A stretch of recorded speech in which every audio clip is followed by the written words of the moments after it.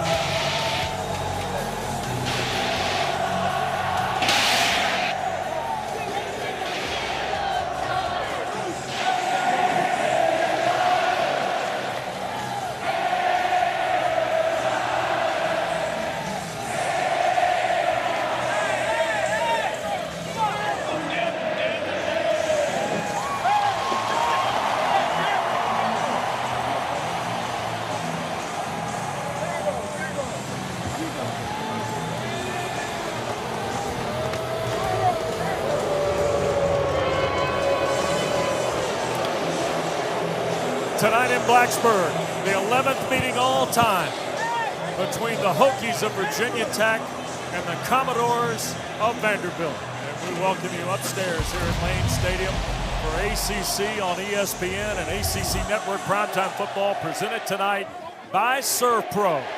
The Hokies are here after a tough Sunday loss to South Carolina in Atlanta. Vanderbilt mashed Charleston Southern last Saturday in Nashville. Great to be with Coach Steve Adazio, Wes Durham, Dana Boyle here in just a moment. Some games will tell you it's about the quarterback. Steve, tonight is about the quarterbacks. It's about the quarterbacks. They carry their teams. These are two dynamic guys, can hurt you with their feet. They can send the ball down the field vertically, and they're leaders. Love watching this game. All right, let's start with the Hokies' Kyron Drones. Maybe not the numbers he wanted last Sunday, but he's got quite a package to work with. He sure does. He's a thrower. He's a runner. Here's what he has to do tonight. He's got to stay comfortable in that pocket, keep his eyes down the field. You can see him making a great connection there. Great job doing that. Quick release, accurate, flushed out of the pocket, able to feel the rush closing in on him, takes off running with the football, move the chains.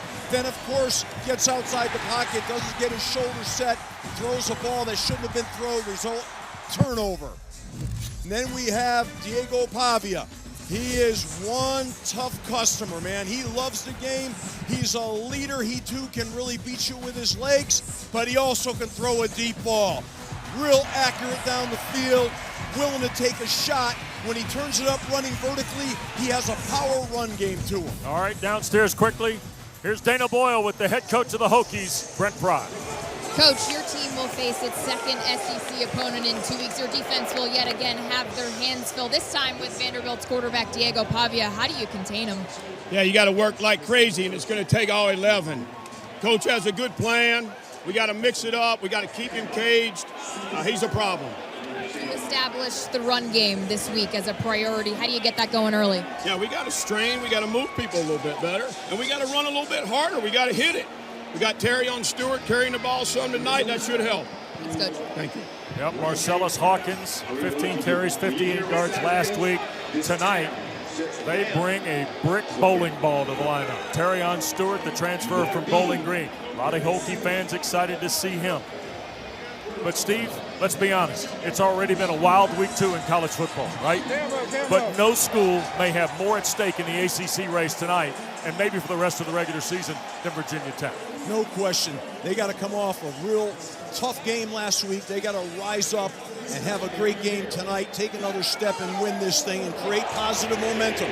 football, college football, it's about momentum, and winning breeds it. Well, we've got a near full house here at Lane Stadium, and there is Clark Lee, a Vanderbilt grad, a Nashville native. In his 5th season now at 17-33, but you see he is 2-2. The 2 wins are Virginia Tech a year ago and Georgia Tech in the Birmingham Bowl. He sandwiched a 7-6 campaign with 2 wins over the ACC a year ago.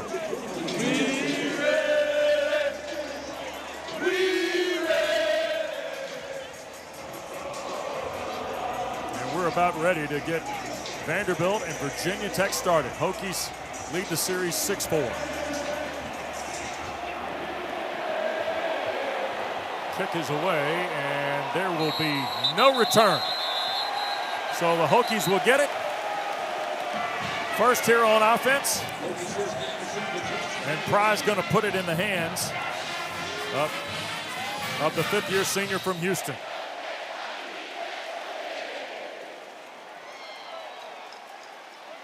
What's better than this? Guys being dudes. And here's one of your dudes tonight. We look at Aiden Green, Steve. He's a dude, man. He's going to be a big factor in this game to be able to create explosives. They want to dominate the line of scrimmage tonight. Both teams do, and they both want to create explosives. See Green, both the Greens, Aiden and Donovan.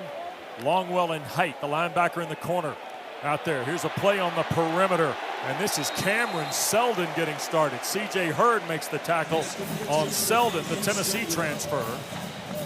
C.J. Hurd made a real nice open field tackle there, and that's both these teams pride themselves on defense of being sure tacklers, and that was a great example of it right there. Making the hit, no yards after.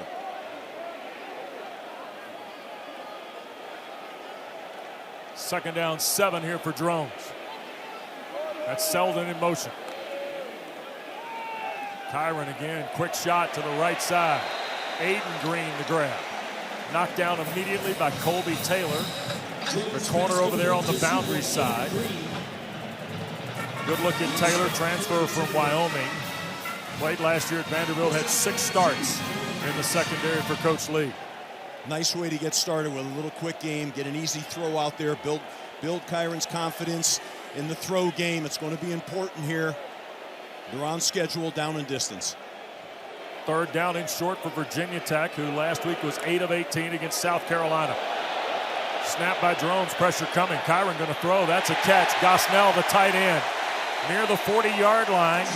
First down. Sewell the stop for Vanderbilt. I really like the way that Drones had his feet set, got a little happy feet, but then reset them again and threw a nice strike there. It showed a little bit of poise and some confidence and got a nice first down to keep the chains moving. 3 throws by Drones to get us started, Steve. They're trying to build a little confidence in the throw game for him. I don't think there's any question. I know they want to establish the run game, but they felt it important to build his confidence.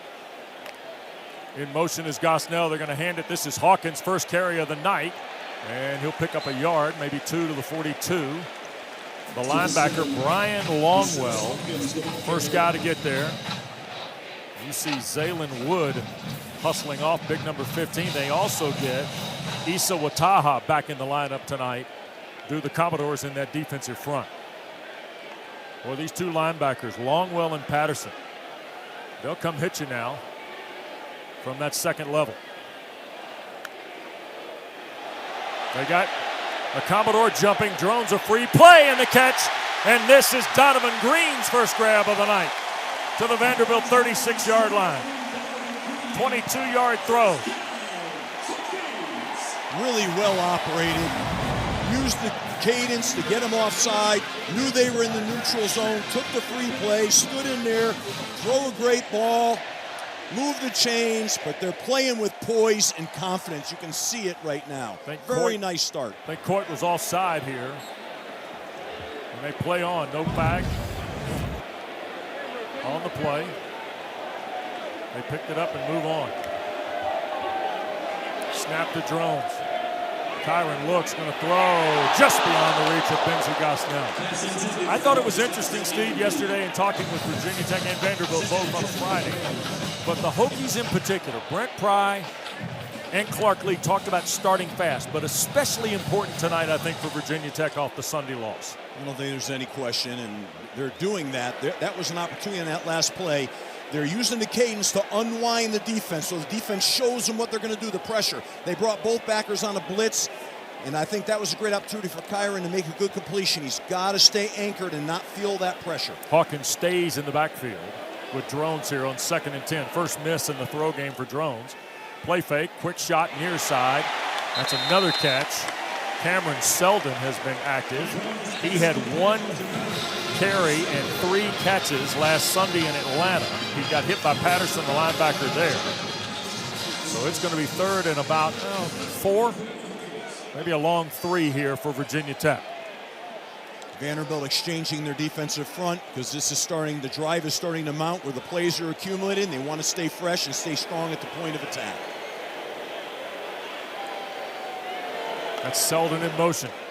Drones hands to Hawkins, trying to find a seam, breaks through, first down. Nice patience by Marcellus Hawkins, the transfer from Central Missouri. And Brent Price said yesterday, maybe the most well-rounded of his backs. They did a nice job, Virginia Tech, of handling the late movement by Vanderbilt. They stemmed their defensive front from a 4 down to a 3 down. They picked them all up, and it was a real nice run on there to get the first down. Here's Hawkins trying to get to the near side, eludes one, and he'll be flipped over.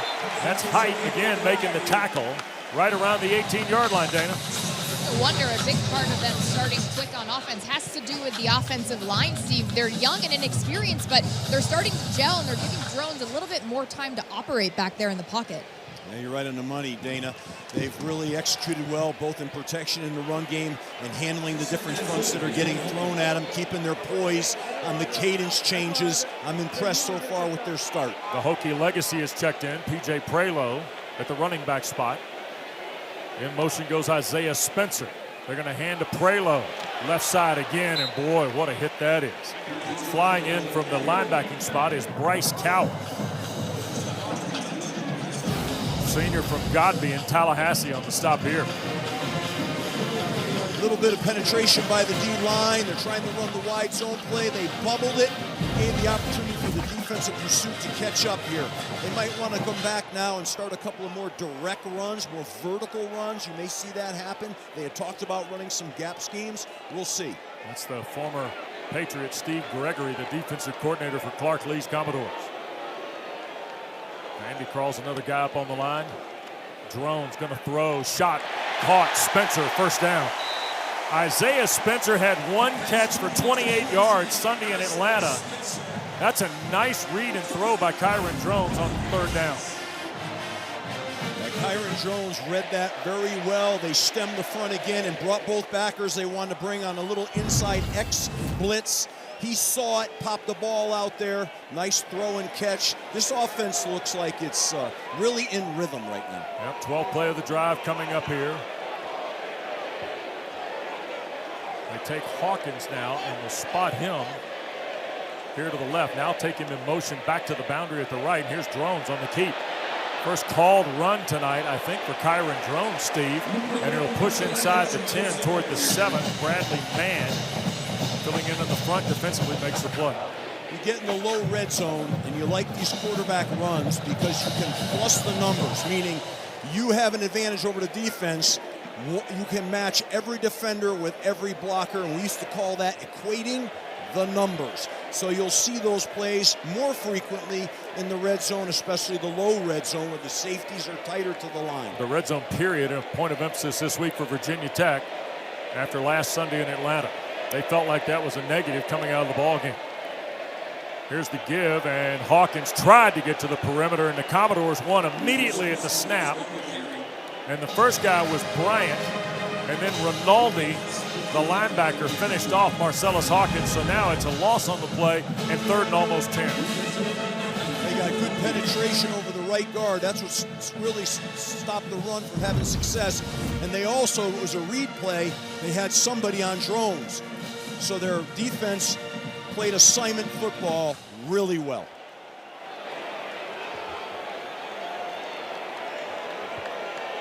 Hokies bring Braden Bennett into the ball game. He'll check out of the backfield in motion. Now here's Drones. Straight drop. Kyron looking. Now back to his left. Has time. Throws. Short post. Caught at the goal line. Is it a touchdown? No. Ruled down is Bennett just outside the goal line. This is some kind of throw and catch. Really nice throw on the run. Oh boy. I don't know. You know, he did a Clark nice Lee's job. going to call a timeout here. And he got it called because you saw the replay like we did. This is a Southeastern Conference officiating crew.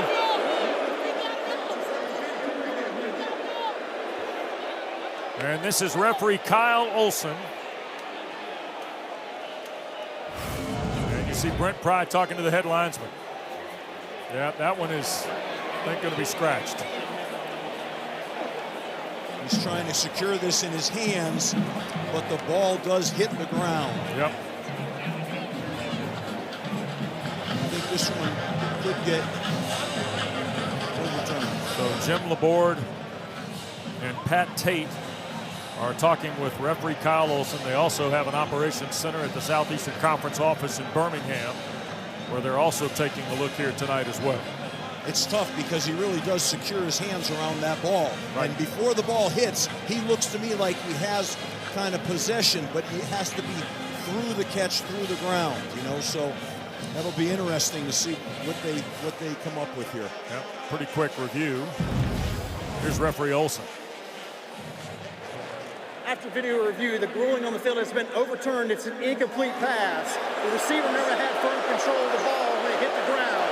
It'll be 4th and 11. So, field goal opportunity now for John Love, the redshirt junior from Spartanburg,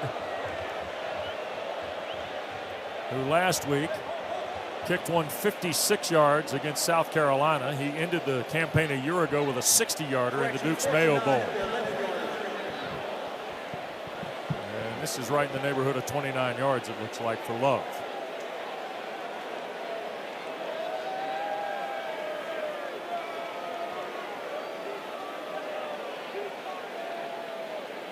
So Pry's team does not get a touchdown. They're hoping to take 3 out of here. It is 28 officially for Love.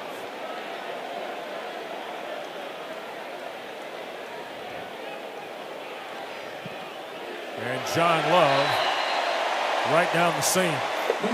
Vanderbilt runs 14 plays, 15 on the field goal. Virginia Tech 3, Commodores nothing. Back after this.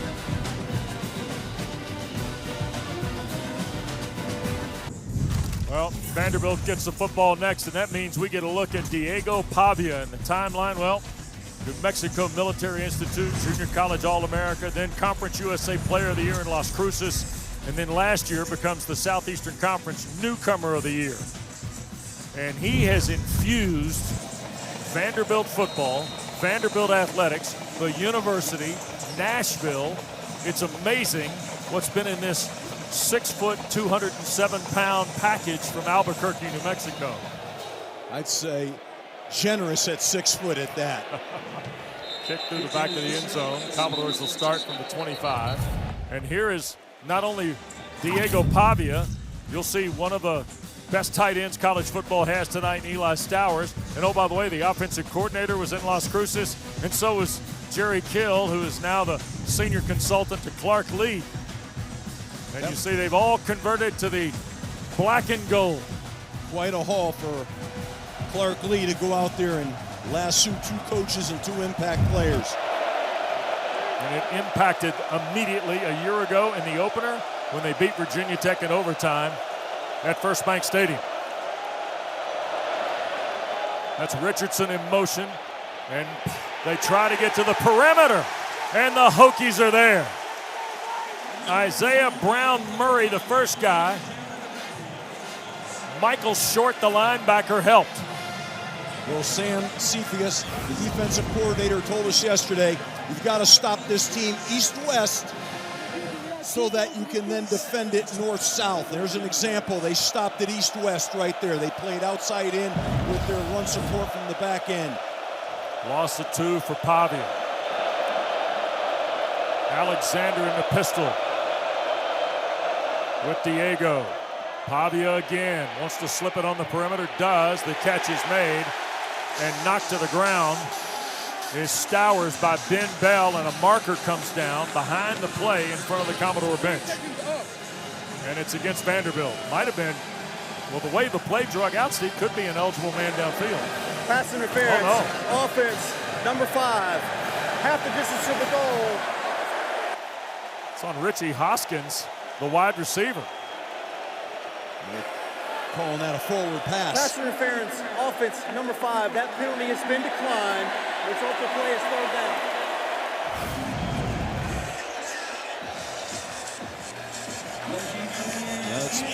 You're seeing the receiver right there, but what you're not seeing is where the ball was in relation to the line of scrimmage. Yeah. So it was considered a forward pass, so we're considering that pass interference. Put him in a 3rd and 9 long situation here. Really nice defense by Virginia Tech playing assignment football on Pavia. Richardson goes to the far side. Sherrill has come wide to the bottom of your screen. Pavia and Vanderbilt were 6 of 9 on 3rd down last Saturday against Charleston Southern. To the right, Pavia throws and caught. 1st down, Sherrill. What a terrific grab by the junior from Lipscomb Academy in Nashville. There was a really tight window that Pavia threw that into. That was a real accurate ball, and it had some juice on it. Threw it right in there. Nice job being able to pick up that 3rd and long, keep the chains moving, and also change that field position a little bit. Taylor Brown, the Hawaii transfer, did a nice job defensively. That was just well thrown. And a great catch on the back end by Sherrill. So 1st and 10 at the 37 for the Commodores. Pavia will turn in hand, and this is Alexander. Or no, Mike, this is M.K. Young. So McKylan Young, another transfer from New Mexico State, picks up about 6, almost 7 on 1st down. Young had 3 carries, 19 yards last Saturday in the win against the Buccaneers. Well, they want to establish that run. Vanderbilt was real outspoken about the fact they need to win the line of scrimmage up front. They need to do that by being able to run the football, and that's what you're seeing right now. They're trying to go east-west and then go north-south. Alexander's come back into the pistol with Pavia. Play fake. And we're going to get a flag and a hold on the Commodores, and we're going to get an interception at the other end. Quentin Reddish comes up with the pick. Pavia was trying to throw the long ball to Richardson. Vanderbilt flag for a hold. Holding, offense. That penalty is declined. Result of play, interception, 1st down, Virginia Tech. Vanderbilt only turned the ball over 7 times last year. This ball never should have been thrown here. It's a play-action pass. He's off rhythm. He throws off his back foot. That ball shouldn't have been thrown. That's a mistake right there by Pavia. Network College Football is presented by KodsterPro, the #1 choice in cleanup and restoration. Quentin Reddish, the interception, sophomore from Charlotte. And in 5 plays, Diego Pavia and Vanderbilt give it back to the Hokies. And Dana, Clark Lee was trying to do all he could to keep this crowd at Lane Stadium from lighting the fuse. Yeah, Wes, the environment was a frequented topic of conversation this week for Vanderbilt and Coach Lee, trying to tell his team we cannot get swallowed up by this environment. It's real. We have to focus on the field, and you have to wonder if the crowd played a part in that last play. Second possession starts for Virginia Tech off its 15. Here's Drones up in the pocket. They're now going to throw back across his body, and it's caught. Tucker Holloway up near the midfield line.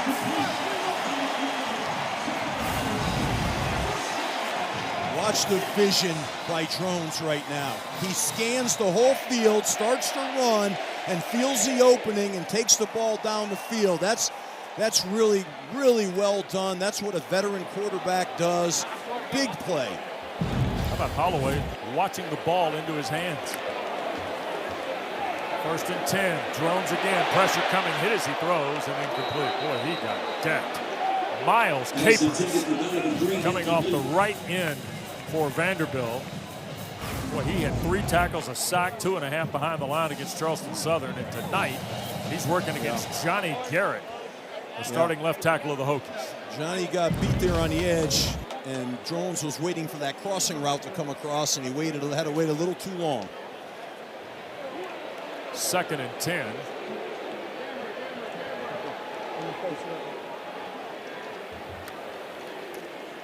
This is Terrion Stewart's first carry as a Hokie. Now, Stewart, 5'9", 222. Redshirt sophomore from, or grad student, I should say, from Memphis, who transferred here from Bowling Green. And Steve, you saw him at his best last year in the MAC. I did, and my best friend coached him there at Bowling Green, and he's just a real talented. He's got tremendous acceleration and burst, and he's got power. Those are combination of things that make it hard to tackle him when he gets going. Did not go on Sunday in Atlanta. Brent Pry was excited to see him play here tonight. Third and short. Jerome's going to keep it. First down for Kyron. Splits the 30. On his feet and drives inside the 20 to the 18. I love the finish of that play, Wes. He's telling his teammates right now, hey, I'm here. I'm going to play physical. I'm going to lower my shoulder. What a job. Yeah, he pulls the ball off the wide zone play, stiff arms, lowers the shoulder, body forward. That's football. Guys want to play for quarterbacks that'll do that. Just don't do it too much. So first and 10 inside the 20 at the 18.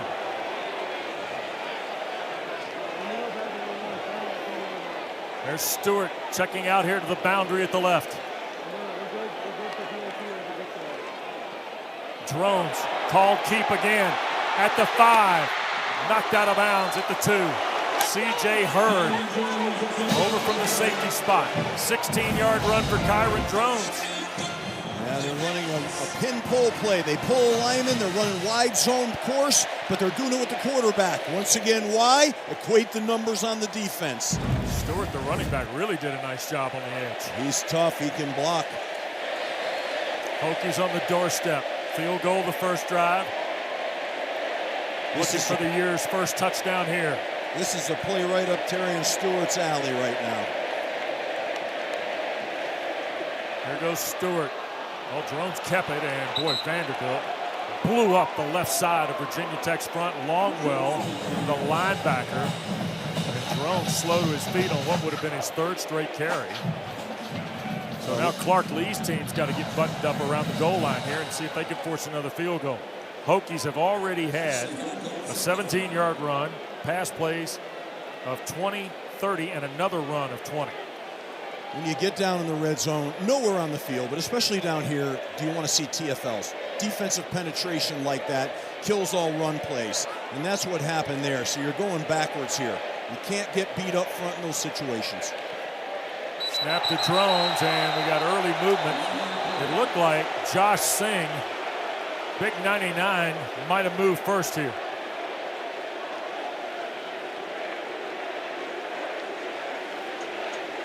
Matt Olson and his crew talk it out.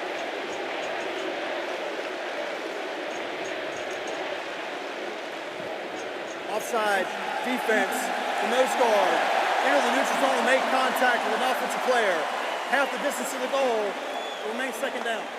Kyle Olson, referee tonight. I've said Matt once or twice here.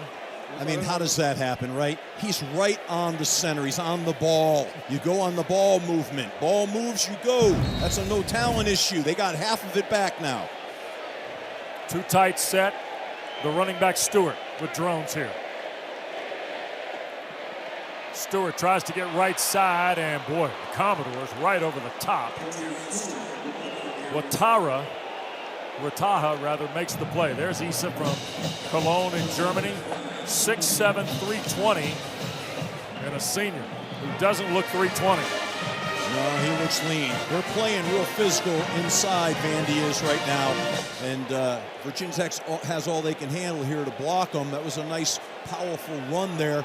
I tell you, sometimes I see these down here, I'd love to see them get under center a little bit more. Sometimes coming from the gun, on a silent cadence. You can't rock off the ball up front. Hokies 4 of 5 on third down. Play fake by Drones to his right. Shoots it end zone. Touchdown, Hairston. Marker down on the play. It's in the backfield behind Vanderbilt's defensive front. Jarikus Hairston, the touchdown catch.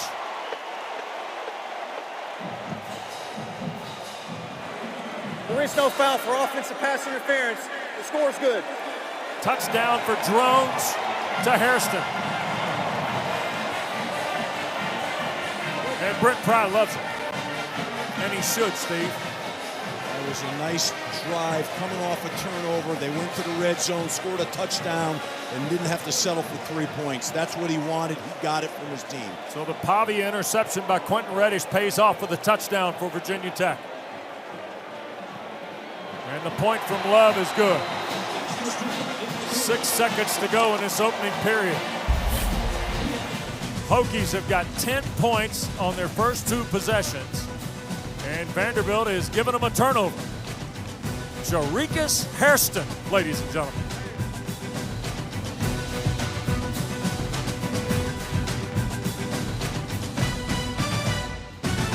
Network football primetime presented tonight by ServPro. With Steve Adazio, West Durham, Dana Boyle on our sideline tonight. And Virginia Tech started with momentum and hadn't let up yet, Steve.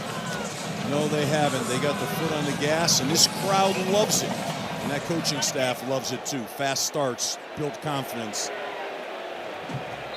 Kick through the back of the end zone. Commodores will start from their 25. How about another look at Drones to Hairston here, Coach? Yeah, really nice play right here. They're able to run a little pivot route to the tight end over here. A little motion, a little eye candy. Quarterback comes out, and he reads it. 1 to 2 to 3. Really well done. Nicely done play here. A little bit of a picking action by the tight end, and that's what they were calling for, maybe as an interference penalty, but it wasn't. Well done. 10-0 Hokies, now Diego Pavia off Vanderbilt's first turnover of the year. They only had 7 season ago. And the play fake to Alexander and a slant on the left side, and the catch is made, and Junior Sherrill. Another big catch and run by the talented junior from Music City, and that'll take us to the end of the first period. Vanderbilt will have a plus field snap when we go to quarter 2 next. This week for your team was handling the environment at Lane Stadium. How would you assess their ability to do that through the first quarter? Well, I mean, obviously we've created conditions for the environment to get a little more intense, so we got to protect the ball. We can't make a mistake with the ball. I think defensively, the first drive, I actually respected the way we rallied and tackled and forced a field goal. The second one, they got explosive and we got a little sloppy. I think we're going to settle in here.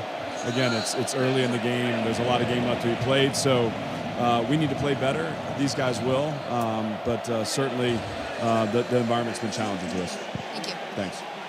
Pavia, and it is caught. Wide open and downfield for the touchdown is Bryson Coleman. Vanderbilt in the end zone on 2 swings, this time from 54 yards. Goalpost. How about this, Coach? What a response. Unbelievable on this play. They were able to really affect the defense, and what they tried to do here was run some vertical routes and a wheel route by the tight end. They lost him in the coverage and obviously cut him free for the touchdown. Pavia found him. And here is the point after by Brock Taylor, and it is good. So Diego Pavia, who threw an interception on the first possession, threw to Junior Sherrill right as the quarter ended, and on the first play of quarter 2, look at this to Bryson Coleman. Yeah, wheel route. Nice job. Blown coverage. And good job of laying that ball up there by Pavia so that can become a touchdown. And the defense gave one up there now. So a response by the Commodores, who had seen Virginia Tech jump to a 10-0 lead. And now the Hokies, who had the environment, and Clark Lee told Dana a moment ago, I know these guys will respond, and sure enough, they did. He has confidence in his team. You know, he likes their process. He likes their preparation. He said he's going to remain confident in that throughout this game. Kind of had a little zen attitude to him. And you saw that in the interview with Dana, and his team responded. Credit to them. Don't forget, we got Friday night ACC football for you. Colgate and Syracuse coming up from the Dome in Central New York. 7 o'clock Eastern, also available on the brand new ESPN app as well. And Virginia Tech's third possession is going to start from its 25-yard line. Drones is 8 of his first 11 for 84 yards and the touchdown pass to Harrison a moment ago. So, by the way, the Syracuse-Colgate game will come on the heels of today's overtime victory over UConn. And as Kyron Drones heads to the huddle after the game, Brand Brown had his team running.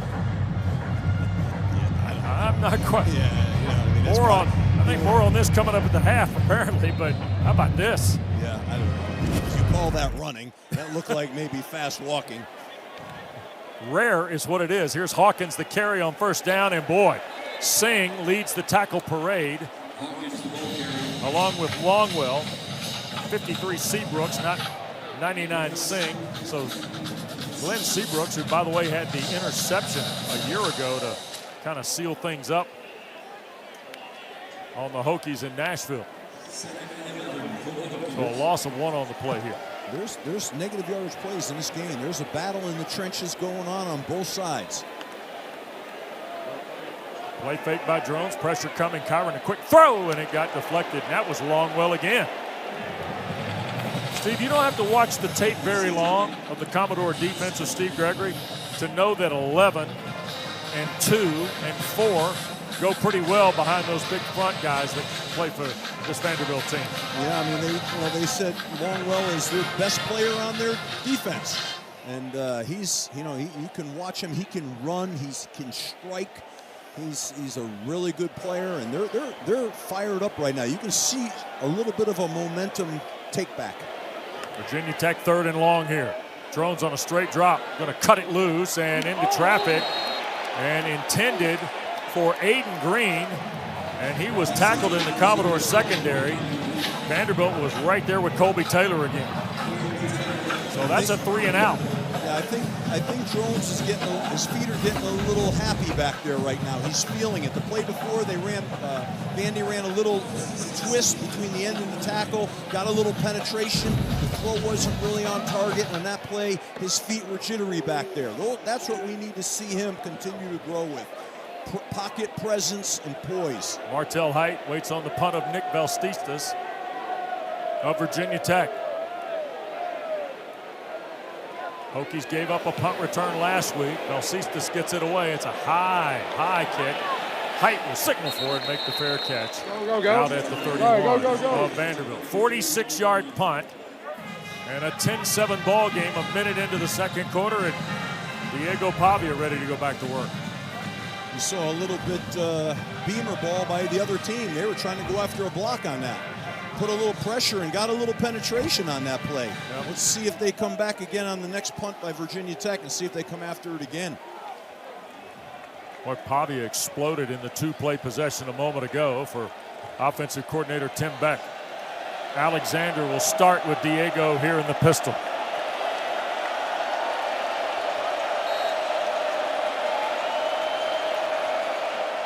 He's 4 for 5, 89 yards in the score. That's Richardson in motion. Pavia boots out, throws, and on target a flag is thrown as the catch is made, and that is Martell Height, who just returned the punt, played in the secondary, and now makes a grab on offense. It's his 3rd catch of the year for the former Rome Wolf. 6 foot, almost 190-pound junior. They did a nice job of moving the pocket on that play, Vandy. And that was receiver downfield offense, number 53. 5-yard penalty, still first down. Center Jordan White guilty. That'll negate the throw and catch to Height. I don't know how that happens. I You know, they looked like they were running a little bit of a bootleg there, unless it was an RPO, but how the center got downfield, I don't know. Height played in a terrific high school program in Northwest Georgia, Steve. He's now going to play both sides of the ball and special teams. Amazing. Two-way players. They're coming back.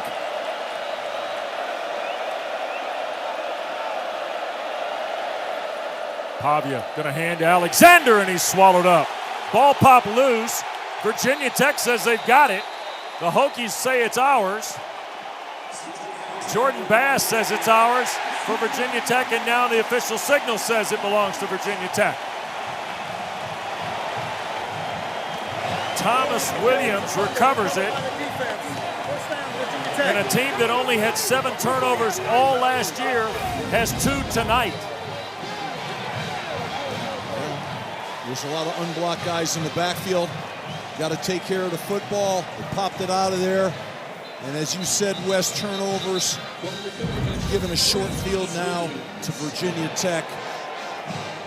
That's not the way Vanderbilt plays. It's uncharacteristic. Recovered in plus territory, the 27-yard line of Vanderbilt. So 1 play and a turnover, and here's Stewart in the backfield now. Off the Commodore 27, and a 3-point lead for Virginia Tech early here in the second quarter.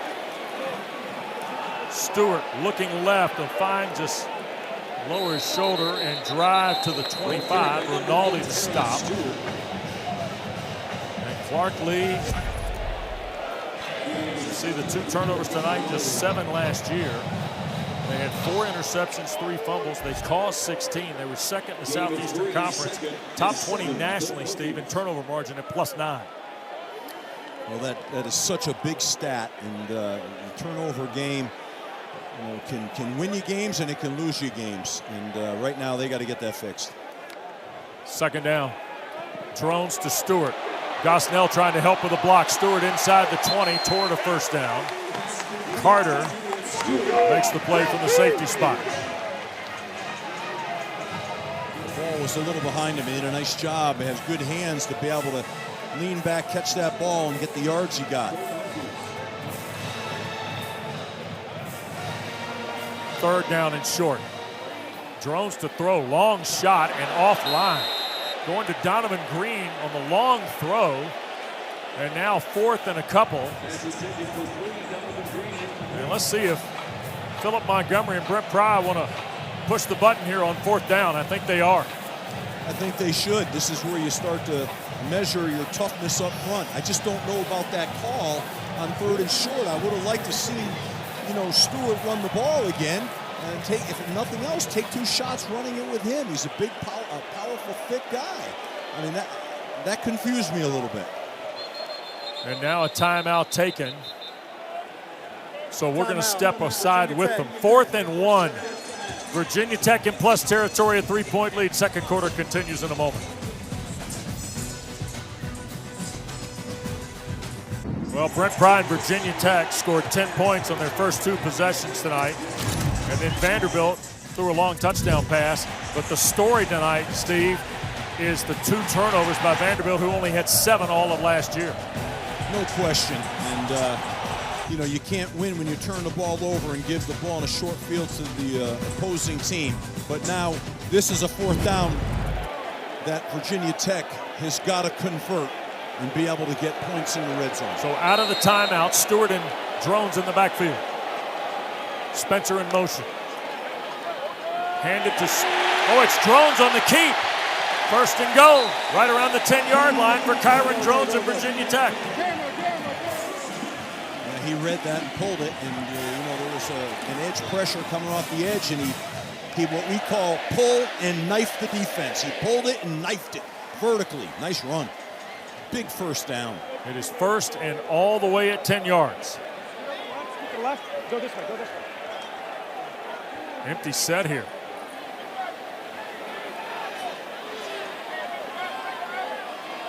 That's Stewart. Here's Drones keeping again. Lowers the shoulder, drives inside the 5, pulled down at the 1. Trying to use the formation to spread the field, open the box, And then they had one of the linemen pulled, and they're able to get that thing vertically in there. And Vanderbilt had to burn another timeout. The Hokies were on the ball, and there were Commodores having a fire drill at the bench, trying to get personnel in. 30 seconds in lead. So a timeout used by Clark Lee. That'll give him 1 to go the remainder of this first half. Meanwhile, Philip Montgomery's going to look at his chart. They tried to get Virginia Tech stayed in the same personnel. Vandy tried to put their goal line defensive personnel, and you can't do that. Yeah. Cannot do that. That's the first-year offensive coordinator here in Blacksburg. Oh, what a terrific visit we had with him yesterday, huh? Former head coach at Tulsa. This guy's seen a lot of ball. It's always fun hanging with you guys that have seen a lot of ball in their life at a variety of stops around the country. Philip Montgomery's been a welcome addition for Brent Proctor. Well, he has got a calming influence and experience, as you said, and then just the relationship with the quarterback. Right. Incredible. Marcellus Hawkins spells Stewart for Prize Hokies here. 2nd and goal, and you see the ball sitting at the 1.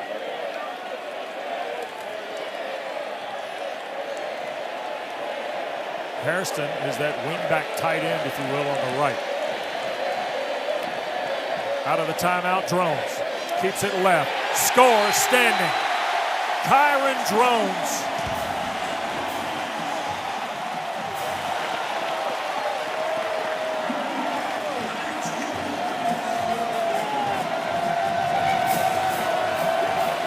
Two Vanderbilt turnovers tonight, Steve, have both been cashed in for touchdowns.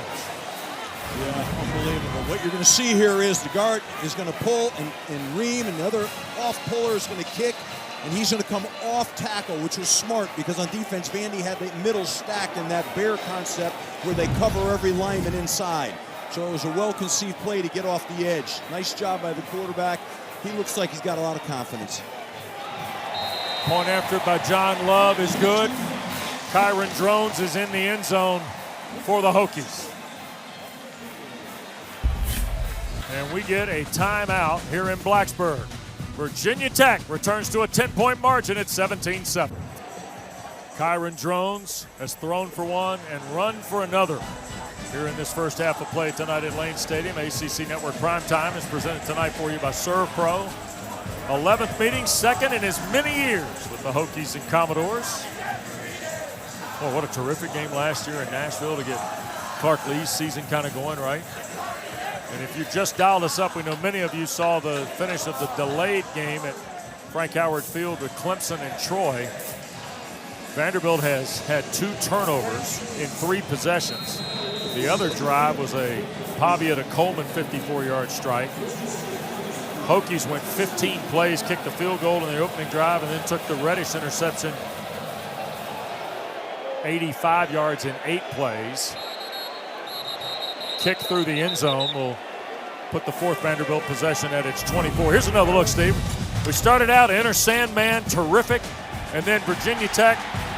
That's the touchdown throw to Hairston after Love's field goal, and Vanderbilt answered. First play of the second period, 54 yards to Bryson Coleman, and then a moment ago off the fumble, there goes Kyron Drones in from a yard out, and that's how we stand at 17-7. But it's going back and forth, even with the turnovers, and Pavia is going to come out here right now and probably going to take this ball and move down the field. You know, he's just got to make sure he plays within the structure of their offense and doesn't try to do too much here. The Texas junior, McKylan Young, transfer from New Mexico State's the running back. They're going to counter with Young, trying to free himself up here left side. He'll get 5, let's call it 7 to the 32. Michael Short makes the tackle. He's from Charlotte, transfer from Carolina. A little bit of eye candy on the jet sweep to pull the linebackers and get them flat. And then, of course, they hand it off and they have a vertical puncture, but those backers aren't rolling downhill because they're worried about the jet sweep to the field. Good play structure, a lot of eye candy, a lot of things going a lot of different directions. 2 good play callers here tonight. Philip Montgomery and Tim Beck, respective offensive coordinators. You see the 2 tight end look here.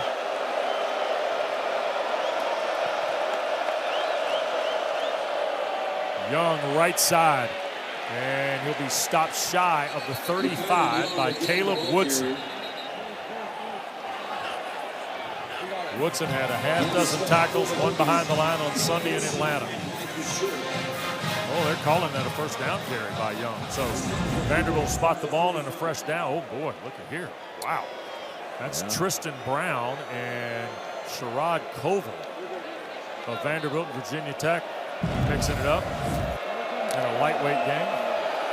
That's Sam Sifkas, the new defensive coordinator here in Blacksburg in his first year.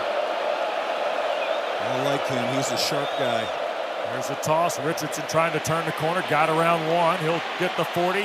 Dumped over at the 43, 44-yard line.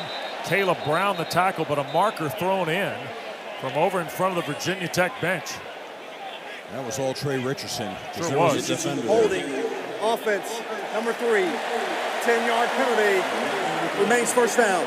There's Tristan Brown, the wide receiver, trying to help his buddy Richardson.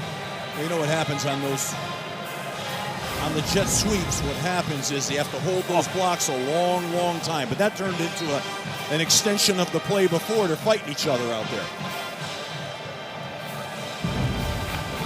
So Jerry Kill, the senior consultant for the Commodores, having a word with Tristan Brown. He's consulting with him, Wes. Harsh consulting. Listen, dude, we can't have those mistakes right now. You cost us yards. We're trying to get this thing rolling here. And Kyle Olson, as we get a play stoppage. And discussion with Brent Pry. Spot of foul was at the 38-yard line. It's a 10-yard penalty from that spot. So the math will be patched up here. That means the 28.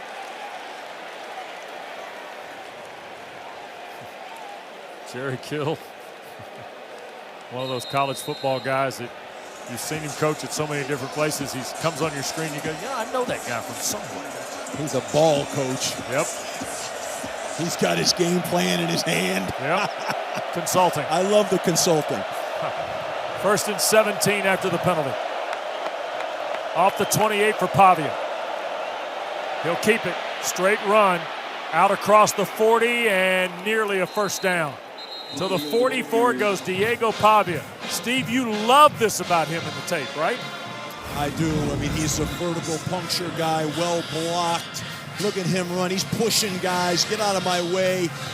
He's going to have contact and accelerate 2 more yards. You had to know that was coming. I mean, he has to be involved in this right now. It's his attitude and demeanor that'll continue to drive this Vandy offense. Jordan White, the center. M.K. Young, the back, trying to pave road for Pavia. You see Stowers and Spence, the 2 tight ends, flip to the right here on 2nd and short. And they're going to dig it out and hand the ball straight ahead. And that is Young again for the Vanderbilt first down. Just good, hard-nosed run game being provided here by Clark Lee's team with the clock working toward 8 minutes to play first half. I think pretty soon we're going to see Eli Stowers get involved here. I wouldn't be surprised on this right now. It's kind of getting ripe for taking a shot.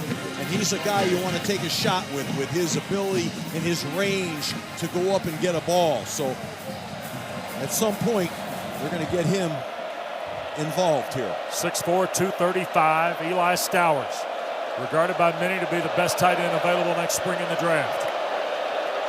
Pavia going to hand. This is Alexander. Enormous hole for Cedric Alexander, who left his feet and then got taken down shy of the 31 by Isaiah Cash. Best run of the night for Alexander. It's a little kick-out insert play. The guard kicked out. They insert in that bubble that Virginia Tech had over the tight end. There's a bubble in there between the C gap and the B gap, and they got in that bubble. It was right where Stowers was. Getting set up here for a little play action. He'll be at a theater near you. Sherrill and Richardson go to the far side as wide receivers. Stowers, the tight end, to the bottom of your screen. Play fake Pavia to his right. Pressure coming. He's going to sling it downfield and out of bounds. Boy, Caleb Woodson was right there on the bootleg by Diego Pavia, Steve. And thank God he was, because he stopped that play. They were running a flood route to the field. The quarterback was outside the pocket. The ball made it to the line of the previous spot. So he's going to come off this naked play, and what a great job of pulling him up. But they had a flood route coming, and Stowers was coming across the field, and that flood route, 3-level flood route, that would have been wide open. Great job on defense stopping that from happening. Hoskins through the formation to the slot right. Martell Height, the receiver, at the bottom of the screen here on 2nd and 10. Pavia looks Height's way, shoots it to him at the 25. First down to the Virginia Tech 17. Goes Martell Height. This is a guy that's playing on both sides of the ball, man. Look at this. Now he's on offense catching balls. He's on defense defending throws. I love that. It's like throwback. Everybody remembers Travis Hunter to the Heisman a year ago playing both ways for Colorado. But do you remember Gordy Lockbaum at Holy Cross? Yeah, I do. I saw him play. Pavia now 6 of 8 and 106 yards, including the big touchdown to Coleman. Commodores trying to get back again after a drones run a moment ago. Alexander running behind the right side. Alexander thrust himself on that run. I mean, they're running downhill hard. It's impressive the way their backs and their quarterback gain momentum and deliver on defenders. Johnson, the transfer from Eastern Michigan, made the tackle on Alexander.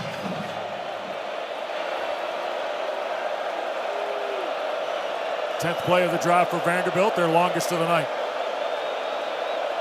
Play clock down to 5. 2nd and 6.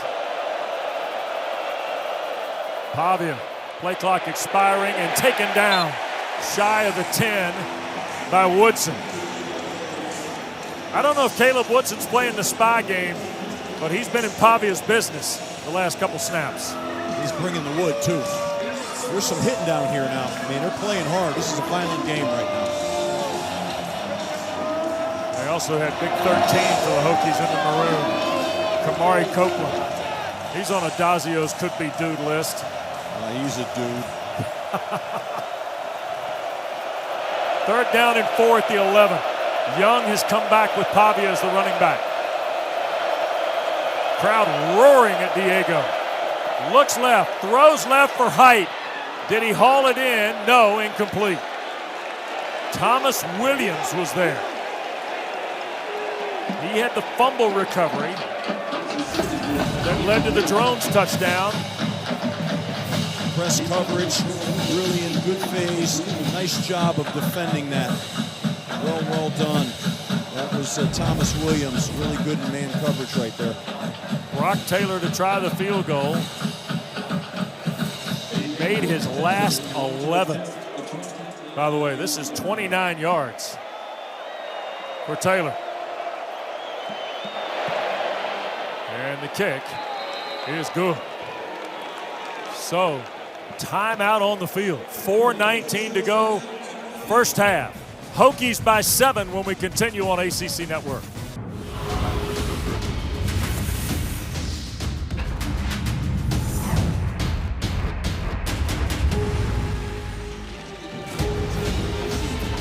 We're just to week 2.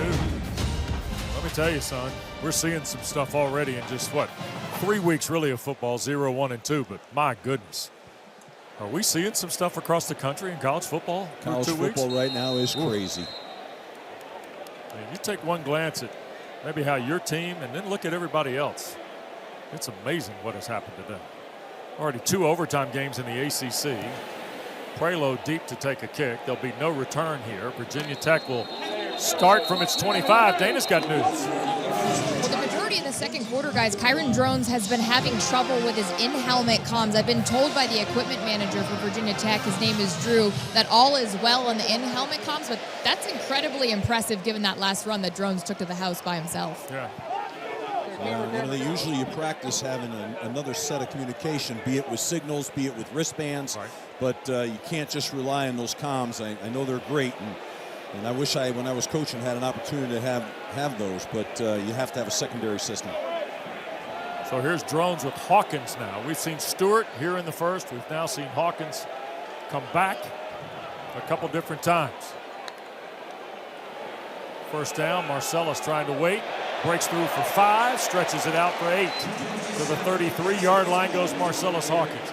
Steve, I really like watching him Sunday. I thought for a first game, he was awfully patient carrying the football for the Hokies against a talented South Carolina front.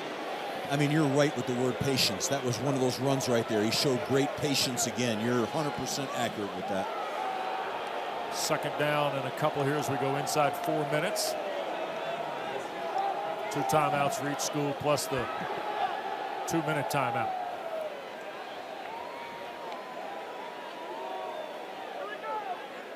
Play clock down to 5. Tight end and 3 receivers in the set.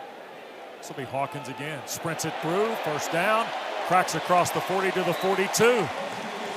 Boy, Marcellus Hawkins goes for 9. Fontenette, the safety or star backer, if you will, makes the play. This is that advantage run they have. They're running a wide zone, but they're gaining the tight end from the backside to the play side to get more numbers. It's probably their best real handoff run last week and this week. Big run for them. Hokies ran for almost 179 a game a season ago. They've got just shy of 100 here in the first half. From the 42. Drones, the reverse, near side. And stepping away from one and coming back toward the 48-yard line. The Hokie have Tyler Mason. A little down the ways on the depth chart at the running back spot is Mason. They really had the numbers to run this play, but they didn't finish blocks. They should have been able. That could have been a real big one there. Yeah. But it was a nice physical run. I mean, he laid it in there. Wow. What a lick by Taylor. Yeah.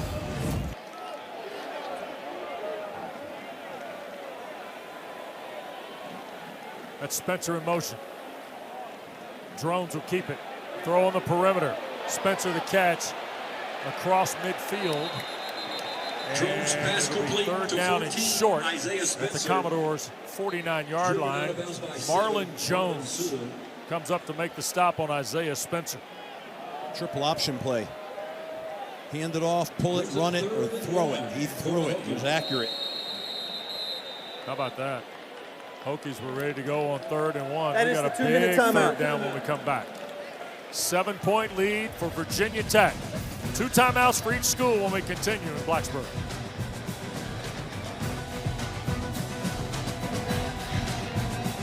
We got a full slate in week 3 for you. How about a quadruple header? We'll start at noon in Charlottesville, William and Marion, Virginia. Richmond visits Carolina at 3:30. Primetime game will be in Blacksburg, Old Dominion, and Virginia Tech.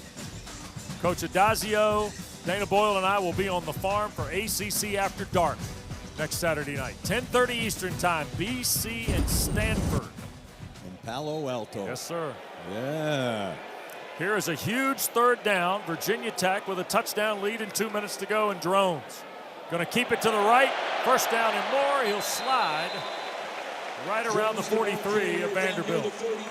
Good ball, man. Good read. Got down. Didn't take an unnecessary shot right there. Good football. Move the chains. See Steve Gregory on the headset with his defense. They've got to have somebody for the quarterback there. They know that we're running these read zone plays. Play fake by Drones on first down. Kyron loads, throws, and boy, almost picked. That was thrown in the neighborhood of Fontenette. See, Wes, that's where I think Drones has got to get a little better here and improve, right? When that pocket gets dirty, when there's pressure, when there's penetration, sometimes those throws are late, not on target, and they can lead to turnovers and picks. I've seen that a few times here. And in the same breath, they got to protect it better. He started 6 of 8. He's 3 of his last 8 now. Second in the full 10. Drones with pressure coming. Shoots a rope. Gosnell the catch. Right around the 37.5-yard line. 90 seconds to go. 3rd and roughly 5. here for Virginia Tech. This is a great down right here for Drones to have an opportunity to show us his pocket presence here. Be interesting to see if Vanderbilt comes after him or just brings a four-man rush. They're playing one high. They're probably going to bring an extra defender. Hokies 6 of 9 on third down. Drones in trouble. Eludes the pressure to his right. Got to find somebody. He'll throw it out of bounds. Drones tosses it out of bounds. Miles Capers was chasing him. There is a flag in the secondary out near the Vanderbilt 20-yard line. Holding, defense, number 8. 10-yard penalty from previous spot. Automatic, first down. Fourth penalty of the half on the Commodores. And one thing helping Virginia Tech, Steve, they have yet to be penalized tonight. Wow. Yeah, that's a tackle right there. Yep. He's got his hands around his hips. There's a couple of holds out there, guys, to be honest with you. That's a shame. They were going to get off, have a chance to, kill the drive, and now we got a new set of downs coming here. So no talent issues, mistakes, mental mistakes. Can't have them. So now to the 28 with 61 seconds left. Virginia Tech's got 2 timeouts. Here's Drones. Clean pocket, shoots it. That's Hawkins the catch.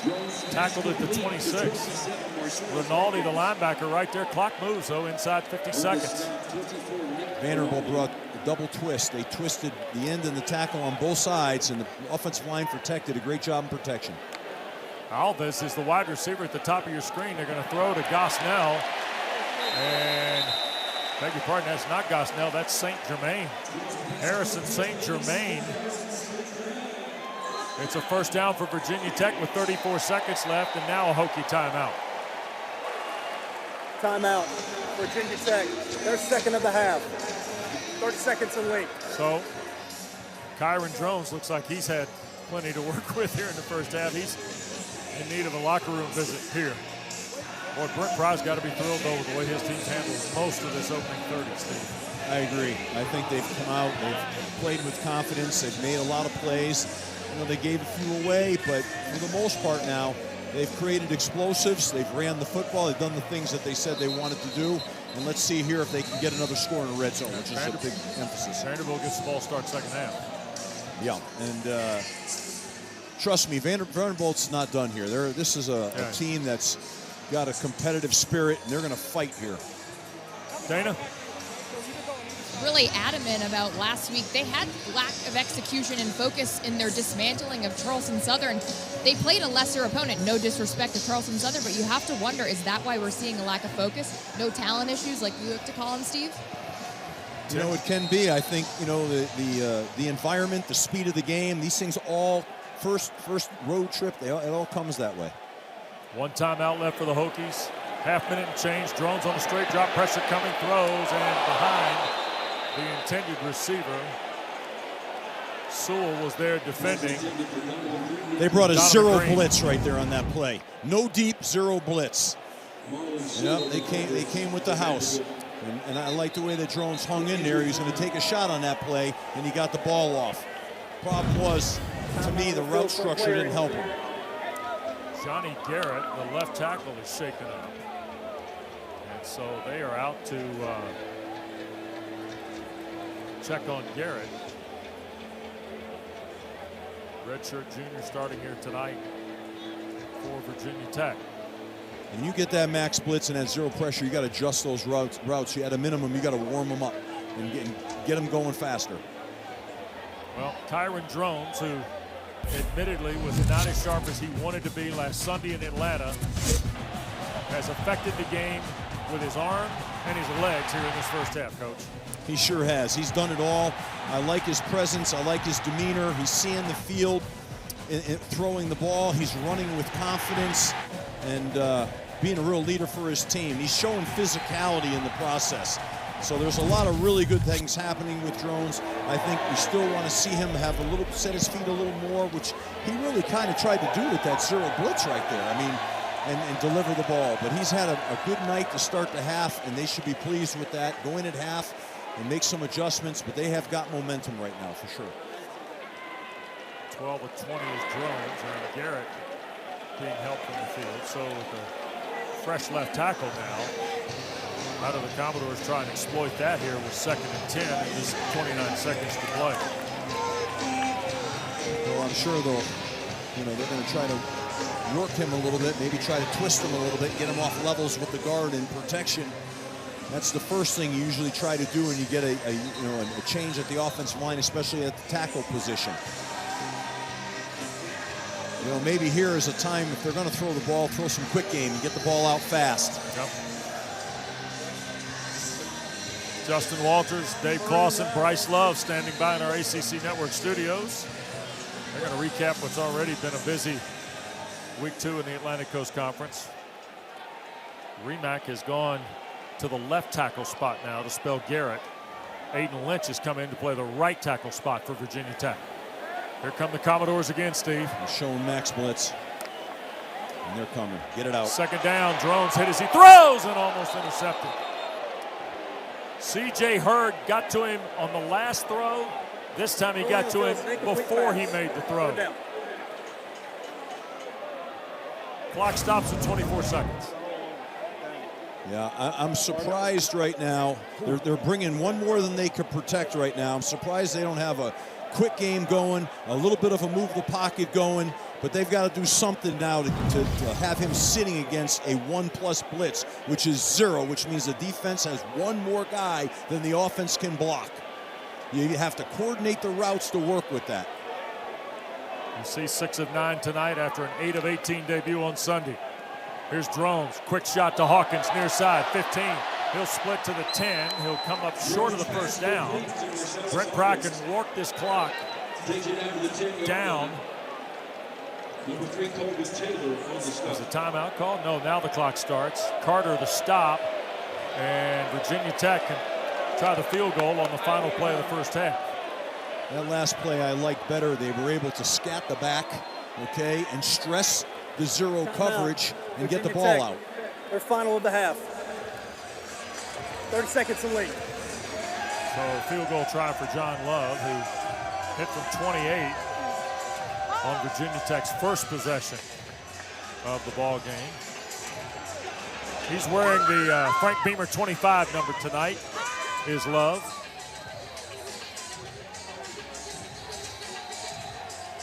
You see his numbers inside 40 yards, including the make earlier tonight from 28. Very reliable kicker. I mean, here we go right now. Let's assume they get this field goal and it gets to 20-10. It's a 10-point game. Vandy's just got to go in at halftime, recollect themselves. But this is still got a lot of punches left to be thrown in this game right now. Both teams are playing hard and playing physical. Beltsy stuffs the putter, and here comes Clark Lee to take the timeout. I think they have 12. Do they have 12 guys on the field? 4, 6. Timeout. They sure Vanderbilt. Their 2nd of the half. 30 seconds to lead. 12 guys out there, I think. Eric Fiddleman, our spotter here, counting them up. Yeah, that's what I thought I saw. 12 guys. He quick to get that timeout. That would have been first down. So here we go.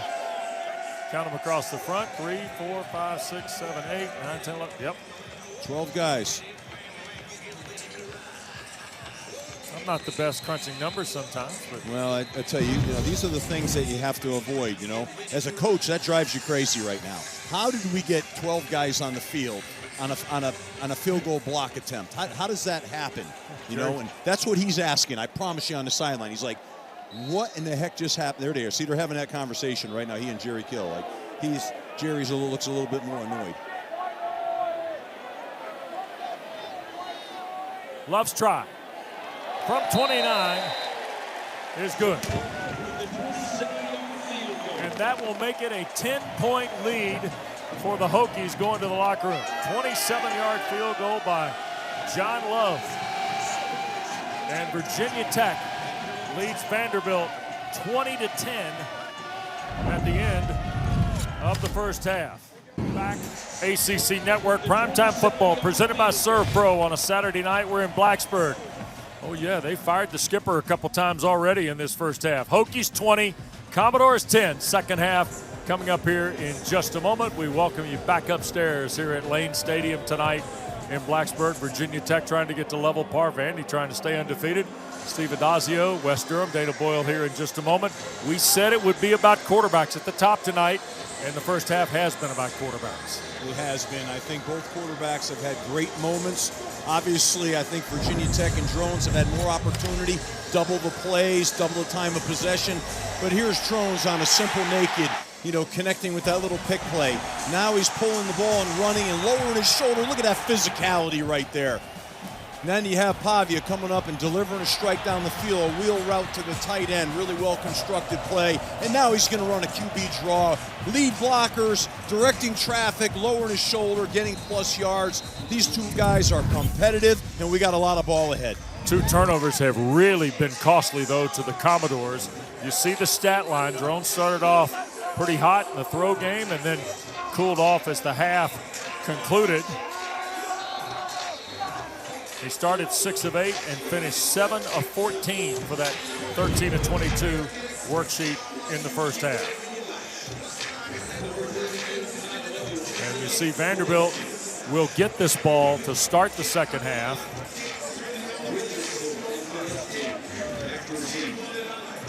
And for the Commodores, Clark Lee and for his offensive coordinator, Tim Beck, had to be thinking premium possession right here at the top. Set the tone, take back momentum, create positivity. That's what his program's all about. Richardson will watch it fly over his head and out of the back of the end zone, downstairs to Dana Boyle. Well, guys, when I spoke with Coach Lee, he initially addressed that lack of possession time.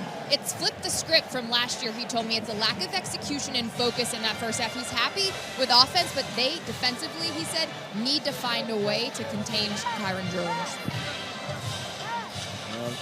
That's exactly right, and I think, they've got to defend Drones. They've also got to take care of the football. They're losing possessions because of the turnovers, too. So there's a lot going on here, but you know what? It's a new half. 0-0. Let's go. The tight end Stowers has been pretty quiet, too, through the first half of play here in Blacksburg. Pavia and Vandy ready to go. Play fake, and Diego on the carry. Gets 5, and he'll roll it out toward the 33. Almost 8 on first down for Diego Pavia. Reddish, who had the first half interception, makes the tackle. That's a bread and butter play for them. It's the speed sweep and the power read. They read the end, run the gap scheme power.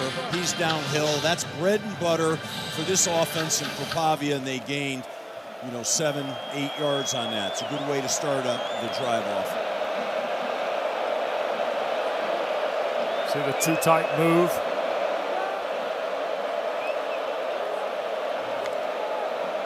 And now they're going to run it with Alexander. He got a first down. Boy, dropped the shoulder and drives a maroon hat of Caleb Woodson back to the 39, maybe the 40. Cedric Alexander. Talk about a lot of running backs in the Southeastern Conferences. Junior from LBJ in Austin, Texas. I'll tell you what, I wouldn't want to try and tackle him, Steve. No, these backs, they run hard. They're downhill. They get behind their pads. That's coaching. It's talent and it's coaching. He caught a touchdown pass last Saturday in Nashville, too, in that season-opening win. Picks up the first down here. That's Young in the orbit. Pavia going to hand it to him on the counter, back to the left side. Woodson gives chase, but Young's going to be close to another Vanderbilt first down out near midfield. Boy, well-drawn play here by Tim Beck, Steve. Yeah, 9 yards. There's a lot of eye candy. There's a lot of formation strength change with the motion. Vanderbilt wants to plus the numbers formationally. In the last couple of plays, that's what's happened. And, Coach Seifkes, defensive coordinator, talked to us about this. He's got to be able to match the numbers of the strength of formation on defense. Critically important. 3 receivers and the pistol set. That's Barnett in motion. Here's Pavia wanting to throw. Going to throw it back, and wide open on the backside is Caleb Barnett. He double clutches it and gets to the 46 as Jalen Keller makes the tackle for the Hokies. Look at this little guy make a play. Yeah, this is that jet sweep. They show jet sweep, and they show the play action here. And he hits the relief throw. back over here again, and you kind of lose track of him. And Pavia knew exactly where everybody was on that field right now. Shot wasn't there, dump it down. And that's what he did. That's good quarterback play. 1st and 10, out at the 46. Opening drive of half two. Pavia the keep. Splits the front, and boy, got slung to the ground by Heisman. The transfer from North Dakota State. He had 7.5 tackles behind the line a year ago. This is just a nice QB draw off of their base protection. They're running a slide protection, but it's called with a QB draw. It's predetermined run, and they're going to get him involved in this game, no doubt about it. He's their guy. He's going to take shots. He's going to run the football. They're putting the ball in his hands a little bit here. Big man from Pella, Iowa makes the stop there. 2nd down, halfway to a 1st. And here's Pavia trying to get to the perimeter. Pitches away, Barnett the carry, and he'll dive toward the 1st down mark. And I think he'll be close to it if he doesn't have it. This 5'8" freshman from Tulsa, Caleb Barnett, has affected Virginia Tech. Burgos looked like he had him, and then he pitched it. Well, they didn't. Virginia Tech left their assignments on that. And what happened was Pavia was breaking the tackle. So the outside corner fell back in on the play and left the pitch free. Can't do that. Got to play assignment football, but that's how strong Pavia is. He was going to break a tackle. Fisher, the tight end, in the backfield. Pavia going to keep, no flag, and we get an early start here. Referee Kyle Olson. False start. Offense. Left tackle. 5-yard penalty. 3rd down. The false start is on number 72. Glass started his college career at Arizona State, transferred to Nashville from Oklahoma State, making his 23rd career start tonight. And they say he's the leader of the O-line right there. You know, and your leaders can't have those penalties, not when you're trying to regain momentum. So now you're backwards here, putting yourself in a 3rd and 6. 5 penalties on Vandy, 29 yards. Turns it into 3rd and long. Pavia, pitch inside, Stowers, 1st down. Shovel play. Yep. Eli Stowers had 1 catch for 3 yards, and that time he covers the landscape for the 1st down. So the shovel play is called the shovel play because what happens, they're going to pull a guard like a power, they're going to sprint out, and they're going to shovel the ball, in this case to the hip tight end Stowers. That was a staple for us at Florida. That was a favorite. Separate the defense, shovel the ball up underneath. It's a safe play, it's a forward pass. Love that. Haven't seen it in a while. Better than 5 played here in the 3rd. Vanderbilt in plus territory, 1st and 10 inside the 35. Pavia wants to loop it downfield. Sherrill, did he stay in bounds? No, incomplete. Junior Sherrill and Caleb Brown. Boy, almost a terrific throw and catch from Pavia. Yeah, I think nice job of holding the red line, that line between, you know, the numbers and the sideline. Don't run yourself out of bounds. The ball just drifted a little bit by Pavia. Put a nice amount of air under that, just a little drift right there, just a hair. Dangerous. These receivers go up and get the ball too. 2nd down and 10. Young in the backfield with Pavia here. Diego the throw. Right across the middle, that's Young. It's a 1st down to the 21 of Virginia Tech. McKylan Young, junior from Midland, Texas, tackled by Michael Short, the linebacker, after a 13-yard play. Had a beautiful, clean pocket. The offensive line did a tremendous job. Virginia Tech has got to get some pressure and affect him. They can't allow him to stand back with that clean pocket and just survey the whole secondary. Ball at the 22 of the Hokies now.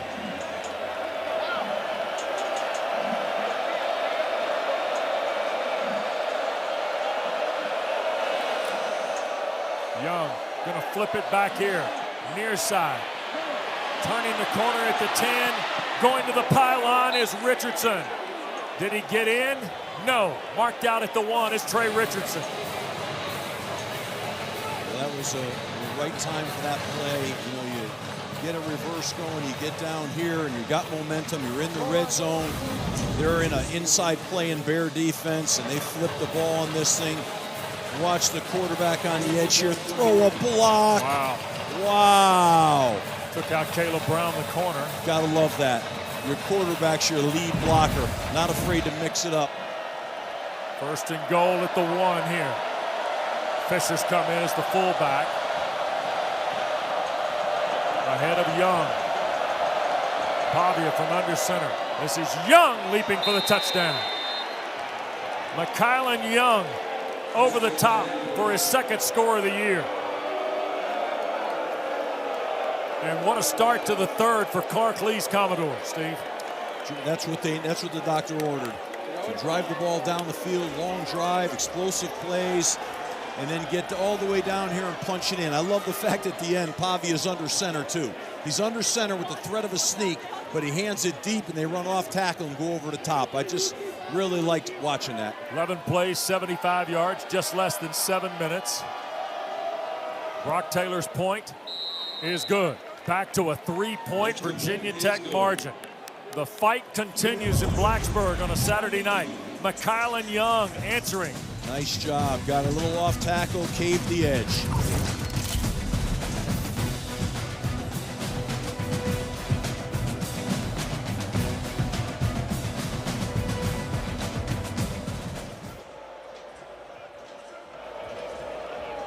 Watching the ACC on ESPN.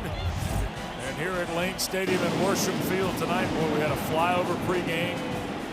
And how about a salute to our flying heroes from this crowd here at Lane Stadium during the last break in the ball game here tonight.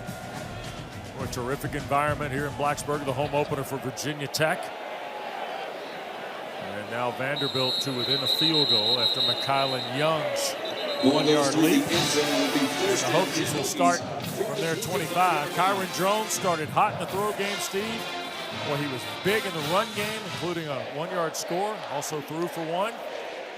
He'll have to keep that going here if they're going to win tonight. Yeah, he's been between halftime and that long drive.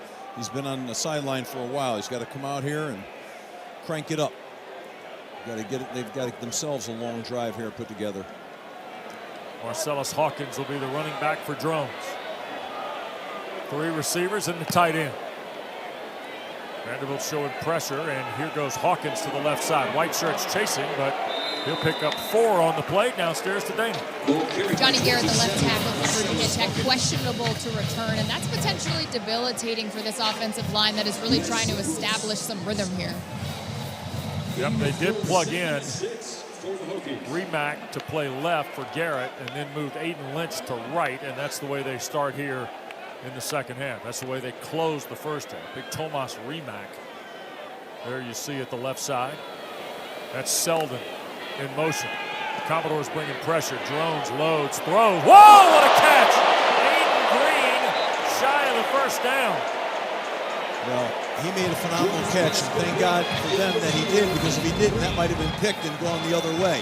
Had that been tipped like it looked like it was going to be, the safety was right there to take that thing back the other way. So, nice play, great job, put him in a 3rd and manageable. Yeah, Randon Fontenette was right behind the play.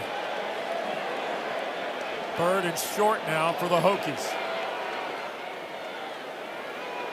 6 of 10 tonight.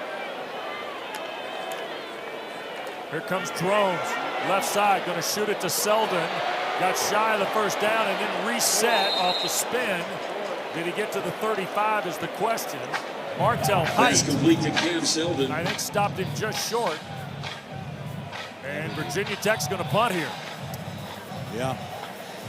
It's they needed to get that first down and be able to keep their defense off the field and Vanderbilt's offense off the field, and they're short here by about a yard or a little less than a yard. So here's Veltsistis to punt it away. Height stands at the 21. Second 3 and out of the night of Virginia Tech. Wobbly punt, near side. Height gonna let it hit, and it will take a Hokie bounce, but out of bounds right around the 25 or 24-yard line. So 3-point lead for the Hokies. Vandy a touchdown already, and the ball next for Clark Lee.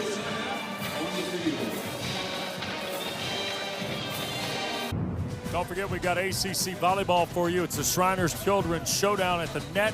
Tuesday night, 7 o'clock, number 12, Florida visits Chapel Hill to see North Carolina. Then Wednesday night, South Carolina is at Reynolds Arena, Valvano Arena at Reynolds Coliseum at 6 o'clock. And we're showing you Eli Stowers because when it comes to volleyball, Dana, Stowers is, they edge the market, especially in College Station, huh?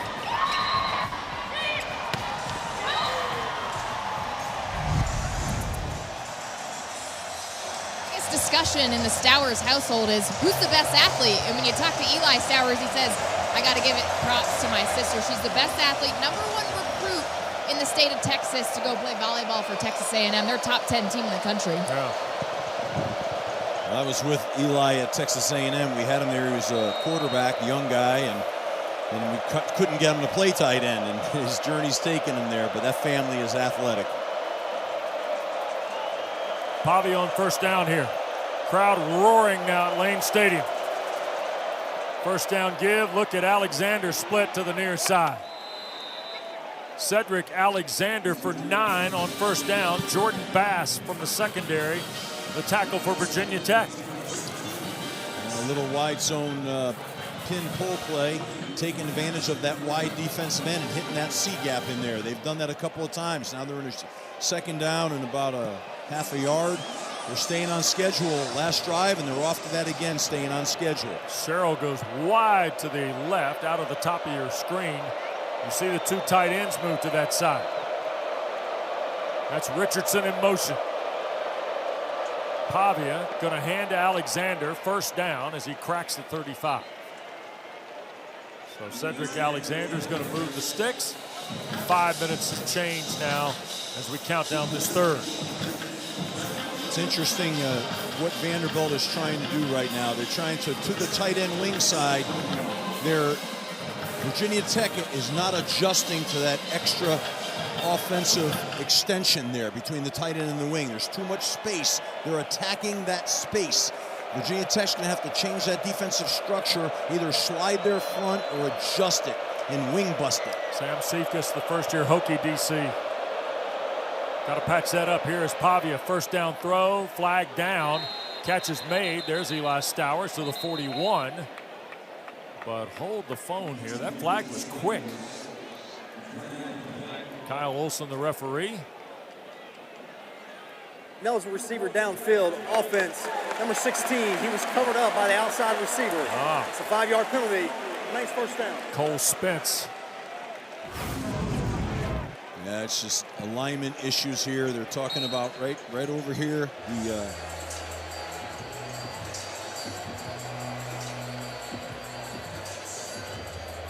Yep. That'll drive you crazy too, won't it, Adazio? Drives you absolutely out of your mind. You're behind the chains now. First and 15, 6th penalty of the night on the Commodores. I know you get tired of me saying it. No talent issues. And now another stoppage of play on the snap. Play clock? Play game. Sure offense, was. 5-yard penalty. Nice first down. And here's the other thing. Up until the last couple snaps here, that guy's team had all the momentum after the horn in the half. They had opened the third quarter, had a long drive that ended in the Young touchdown, held Vanderbilt defensively. Virginia Tech went 3 and out. They got the ball back, and now all of a sudden, 2 penalties. Going backwards 10 yards on things that are just alignment issues. First and clock 20. issues. They may try to get a little back here with a quarterback draw.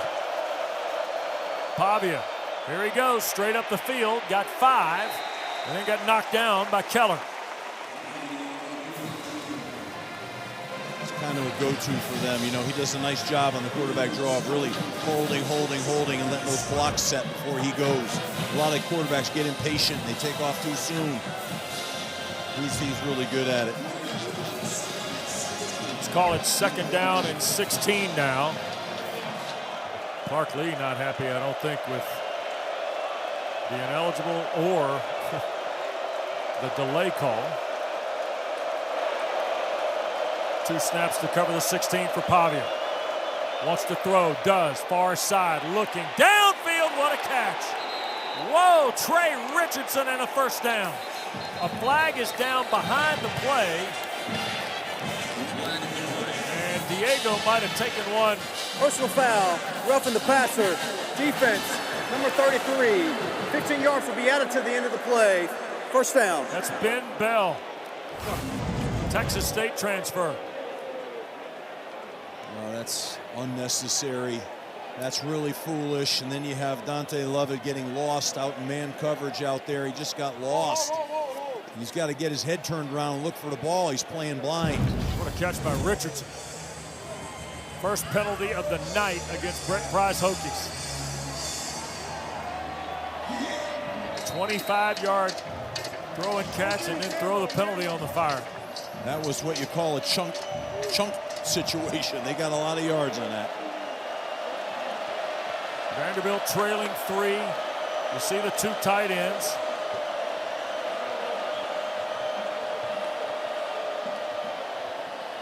First down, Alexander, or Young, beg your pardon, 22, not 28. Trying to scrape to the left side. He got a couple there. These backs from Vanderbilt do a really great job of setting up their blocks, following their blocks. They run with patience, and then they put their foot down and they accelerate at the right time. 27-yard line, 2nd down, 8 to go.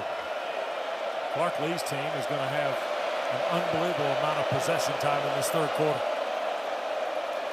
Play fake, Pavia going to keep it. Right side, tripped up, flag is thrown as he's brought down around the 20. He'll be a yard shy of the 1st down, but we'll check the flag. Holding. Offense, number 72. 10-yard penalty. Remains 2nd down. Glass again. Call for the hold. Isaiah has had a tough night at the office with some of this Hokie front. Steve. I don't understand, and he's on the backside of that play unless he switched to the other side. That's that bread and butter play, that power read sweep again. Jerry Kill is really hot. Yeah, he's certainly, when you get the hands down on your knees, and he's got a high level of aggravation working right now.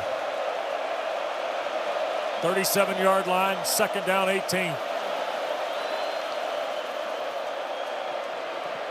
Pavia with time, now evades the pocket and brought down around the 26, 25-yard line. Michael Short, the linebacker, out in open space. And is he a handful when he gets grass in front of him, Steve? Yeah, no question. I tell you, on that play, Wes, the running back stepped up in protection, and that set that whole thing and gave Pavia a chance to hit that crease. That's an unselfish play by a tailback. He really stuck up in there. That was really a great play that he made that no one will probably ever see, but wow. Alexander back in the game, 3rd down. Pavia to throw, looping for the end zone. It is caught! What a catch! Richardson, touchdown Vanderbilt. Caleb Brown was there, and Trey Richardson on a beautifully thrown ball from Diego Pavia. Only on the field, it's a touchdown. Well, last play it was Dante Lovett, now it's Caleb Brown. These guys are not making a play on the ball. They're not looking back for the ball at all. It may be a little at the very end, and they're losing the receiver. I mean, they're running pretty much stride for stride, but they're not making a play on the ball. 26-yard touchdown with 24 seconds left to go. Pavia's 2nd passing score of the night. Well, you've seen Pavia now in the 2nd half step up right now. He has put the team on his back, whether it's throwing it, running it. And now Drones is going to have the opportunity to do the same thing for Virginia Tech, and he's going to have to do it because momentum has clearly shifted. The touchdown is under video review. Well, and this is a pretty huge sequence in the ball game. Another look here. Richardson, does he have it all the way through? He hits the pylon.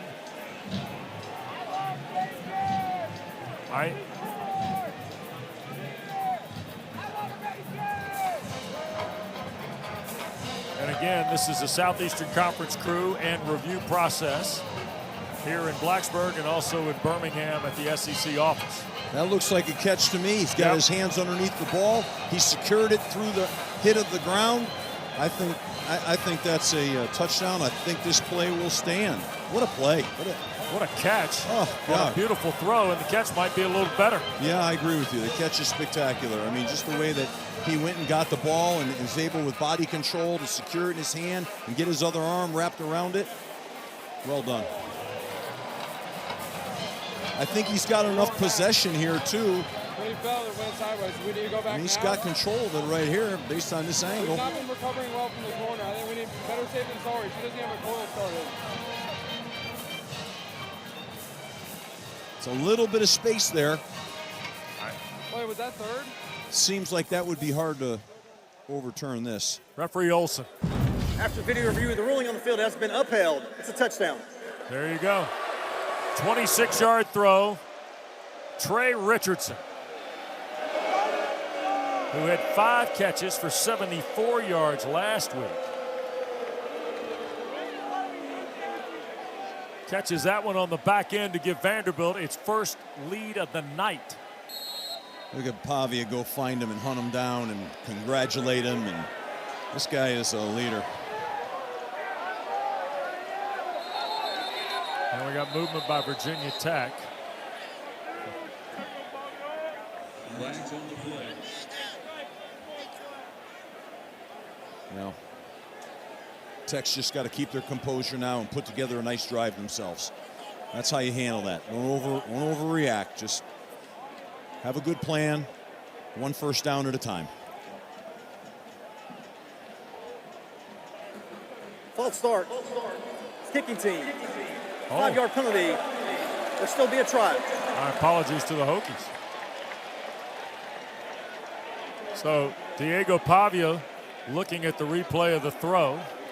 Meanwhile, we get ready for Brock Taylor to add the point. And there's comedian Theo Vaughn, who's, I don't know what it is about comedians and Vanderbilt fans, but we'll explain that in a moment.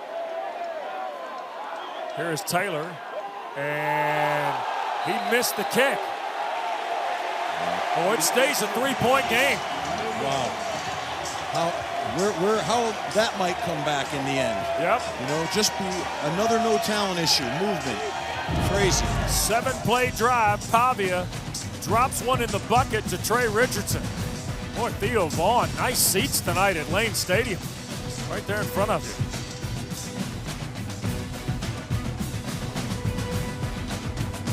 .320 is our score, and during the timeout here in Blacksburg, Clark Lee has been beside himself, Steve, with this SEC officiating crew. He's talking to head linesman Randall Kaiser. He wanted to talk to referee Kyle Olson, and eventually he worked from the head linesman, Mr. Kaiser, and then moments ago did get an audience with referee Kyle Olson, but you can see still not very happy at all. Yeah, he's got to let that go, but you know, he's a cerebral guy, but you can see his passion and his intensity fighting for his players and his team. Virginia Tech is getting ready to take its 4th snap of the 3rd quarter. They've only got 9 yards in this 3rd period. Vanderbilt has mounted 2 touchdown drives to grab their first lead of the night. The missed extra point makes it a 3-point contest. And Kyron Drones and the Hokies, who had 4 explosives in the opening period, have only had 1 since. And Terrion Stewart has come into the ball game to join Drones in the backfield. One play at a time, one first down at a time. They got to go back and restart and work their game plan. Play fake, ball got batted down. capers again. Boy, this 6'4" grad student from Sumter, South Carolina, had a great debut last Saturday in the season opener. He's played well again here tonight. I mean, Drones has got to be able to navigate that throw. He threw that right in his hands, and the end just slow played him, stood right there, and then got upfield and got his hands high. Stewart stays in the game. Vanderbilt drags another guy up on the line, and Aiden Lynch at right tackle now. Remember, False start. Offense, number 76, 5-yard penalty, remains second down. That's a redshirt freshman from Eastern North Carolina, Aiden Lynch from Mount Olive. He's playing the right tackle spot. Tomas Rimac has moved from right to left for the injured Johnny Garrett. Well, the Vanderbilt that time stemmed the front. They changed the front, and when they did that, it jerked him and forced him off sides when they're trying to recommunicate the play on a new blocking scheme. So Vanderbilt's moving that front and showing them different looks. Here's Drones. Pressure coming. Kyron in trouble. Sacked. Sidnor. Corday Sidnor. Transfer from Purdue from Harlem in New York.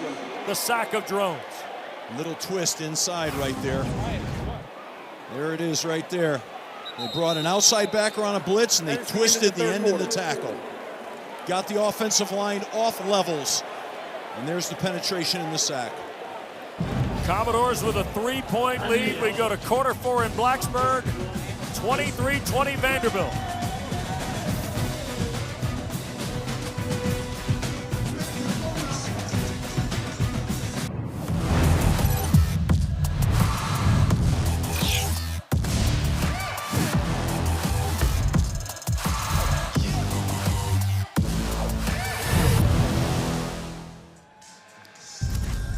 Back in Blacksburg, Clark Lee coaching his alma mater, 16-0 when leading after 3. Virginia Tech, third and a long way. Here's Drones, and he's just going to get rid of it. A flag has been thrown behind the play. Commodore player lost his helmet. Zaylen Wood has closed the pocket on Drones, and boy, referee Kyle Olson's been busy here. Sidnor lost his hat. Virginia Tech's getting beat up front right now. Vandy is playing with a little more energy. Personal foul, hands to the face, offense. That penalty's declined. 4th down. Sure it is. And for Virginia Tech, that is another 3 and out here in the second half. Yeah, left tackle. Yeah, Tomas Rimac moved from right to left, and that's sometimes, you don't have the same angles. He was getting beat. He got his hand under the face mask, ripped it off, and just not good football. Someone got beat inside as well. I mean, they're getting beat up front. They've got to anchor down here a little bit up front. You wonder here if Vandy's going to come after this punt right now. Got him in his own end zone. Christian Epling is going to handle the long snap here, but a lot of schools of thought here. You got good field position, get a return, or do you go after the punt? Here's a look at the third quarter. You see the 18 snaps for Vanderbilt that produced 2 touchdowns. Correction. Vanderbilt wants the penalty enforced to be half the distance to the goal. Remains 3rd down. Wow. Okay. So, hold on. Clark Lee says, no, I don't want the penalty. I want to.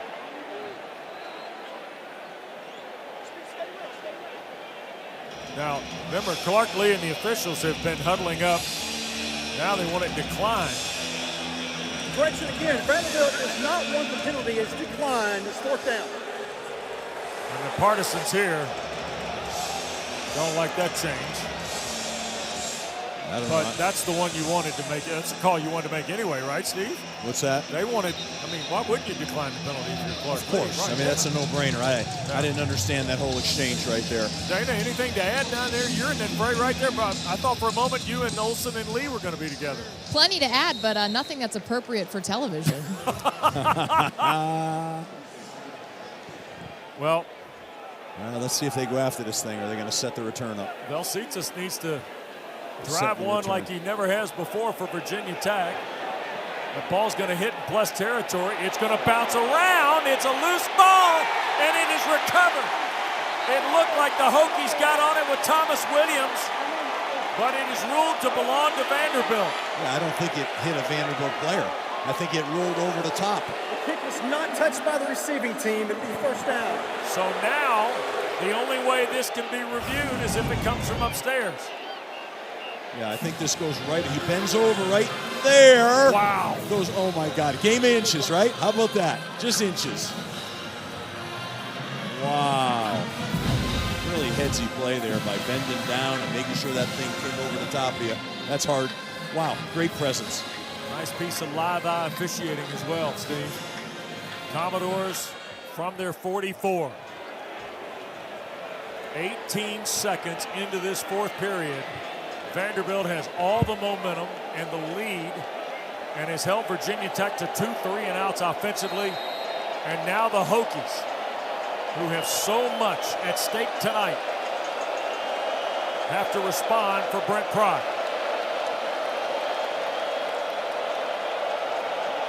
Changing the play right now.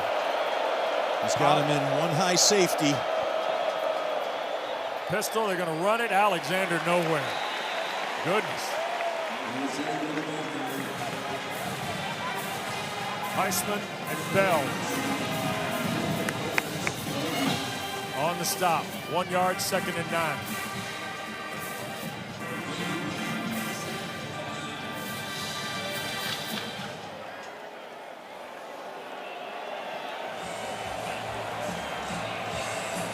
Barkley worried about environment, suffered through a lousy first quarter for his team.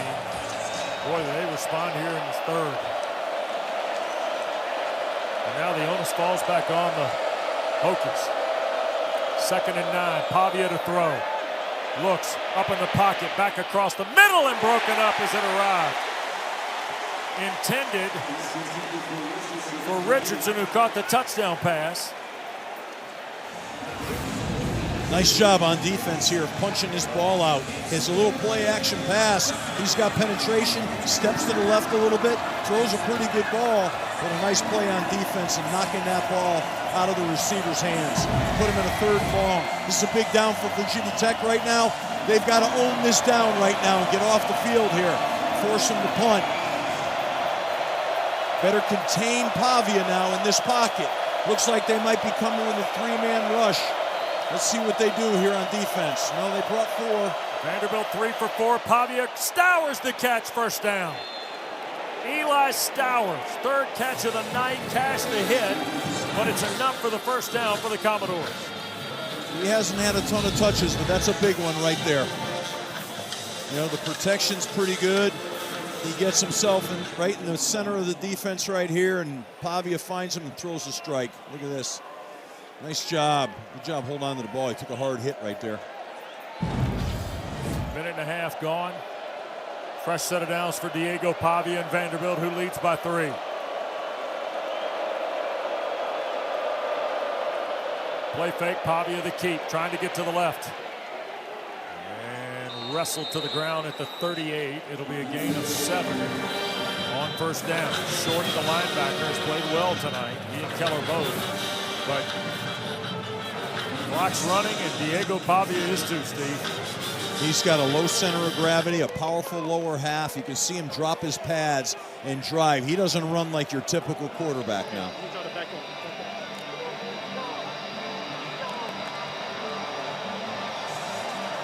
So here's the 2nd down, and what amounts to about 2, a little longer than 2.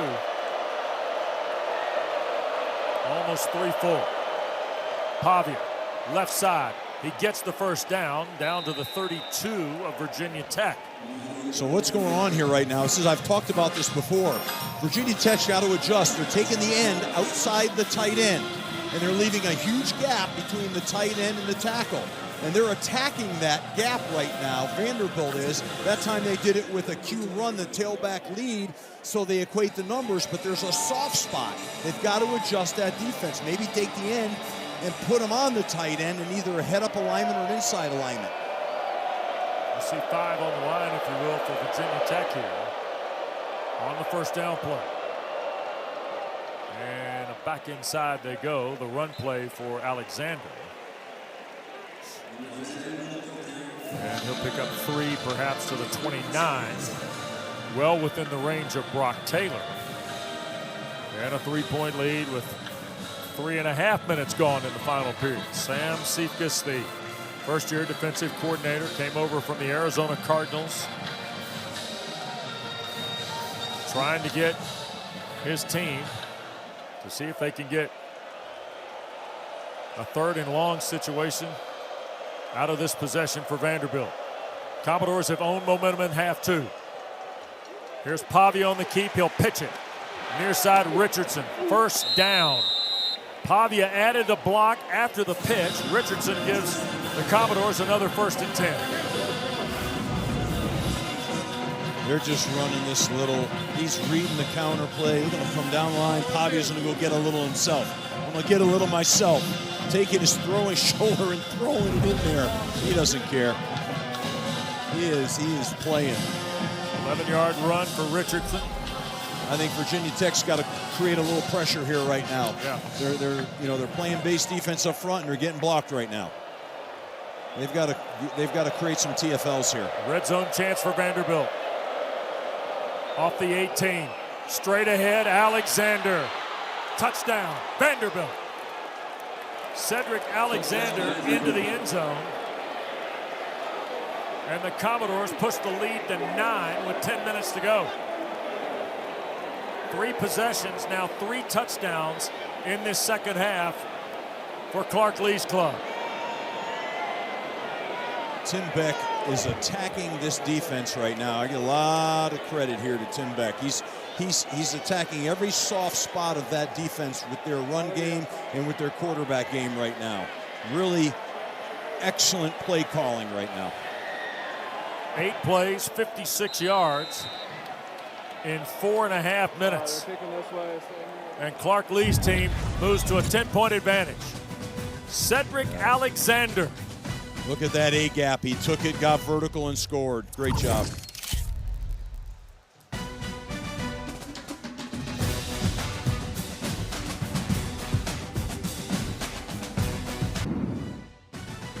ACC Network College Football is presented by ServPro, the #1 choice in cleanup and restoration. Back at Lane Stadium, 20 in a row by the Commodores. And Vanderbilt has taken a 30-20 lead on Virginia Tech tonight here in Blacksburg, just ahead of 10 to play. Commodores kicking it away. Preload deep, there'll be no return. And the Hokies backs firmly up against the wall now, Steve. Yeah, I mean, they are in a must-score situation now, right? They've got to have a drive here and preferably get 7, but at least get 3. They've got to move the football. They got to keep their defense off the field. So this is a critical sequence of plays here right now. Virginia Tech, who had 146 yards after 1 period of play, has had only 82 since tonight. Vanderbilt has had 40 yards in the first period. They've had 344 since. And they have owned the second half. Well, it's got to start with the first down right here now for them. 10 on the play clock for Drones. He's got Hawkins with him in the backfield. Commodores bringing 4. Kyron going to cut it deep. Donovan Green cannot make the play. And now a flag is thrown. Sewell was there. Fontenette was there. Or Jones, beg your pardon. Pass interference, defense, number 7, 15-yard penalty, automatic first down. So the penalty on Sewell. Pretty good job protection. But there's good coverage here right now. Oh, yeah. You know, Sewell's just got to, again, he just kind of ran through the offensive receiver. He's got to turn and look for the ball. I mean, they had enough people there. They had the right coverage there. I'd like to see right now Virginia Tech establish a little continuity here. They have to run the ball a little bit here, not just take shots now. Don't panic here. Drones calls his own number, and the Commodores are there. Wow. Vanderbilt, Salem Wood, and Sidnor, the other defensive end, But Zaylen Wood at 280 pounds, transfer from Middle Tennessee State, has been very disruptive in the A-gap tonight, Steve. Yeah, they're knocking back the interior of this offensive line. They're not getting, Virginia Tech's not getting any movement right now. Second down and 11 on a called run for Drones. Philip Montgomery, you saw him upstairs, signaling into plays here for Kyron Drones from the Hokie sideline as he calls him down. Play fake by Drones. Buys time to his right, got to do something, evades the pocket, tries to get to the far side, he'll be pushed down. 41-yard line, that's Patterson. And it'll be third and long here. Where's 9 for the first? Where's Stewart? Where's Hawkins? Where are they right now? You know, we're getting into a game that's not their game right now. There was enough time, 10 minutes and plus to play. You just need to have a first down and get drives here. I'm turning this now into a drop back-a-thon. This is the third possession of the second half for Virginia Tech. Their first two were 3 and out. They picked up a first down via penalty a moment ago. This is 3rd and 9 now with 8.5 to go. Commodores with pressure. Drones in trouble, sacked. Hurd chased him down. All the way back inside the Virginia Tech 30 to the 25. Second sack of Kyron Drones. Really good job by Vandy of walking everybody up and then bailing and bringing the outside rusher and really confused the protection for Virginia Tech. That's what happened there. C.J. Hurd came scot-free. So another punting situation here for Virginia Tech. Height stands at the 37. And Martell going to ask for and make a fair catch at the Vanderbilt 28-yard line. So with 7:44 to go and a 10-point Vanderbilt lead, time for tonight's Food Lion, food for thought. And it is the second half for Clark Lee's Commodores. Big play after big play tonight, both offensively and defensively in the second half.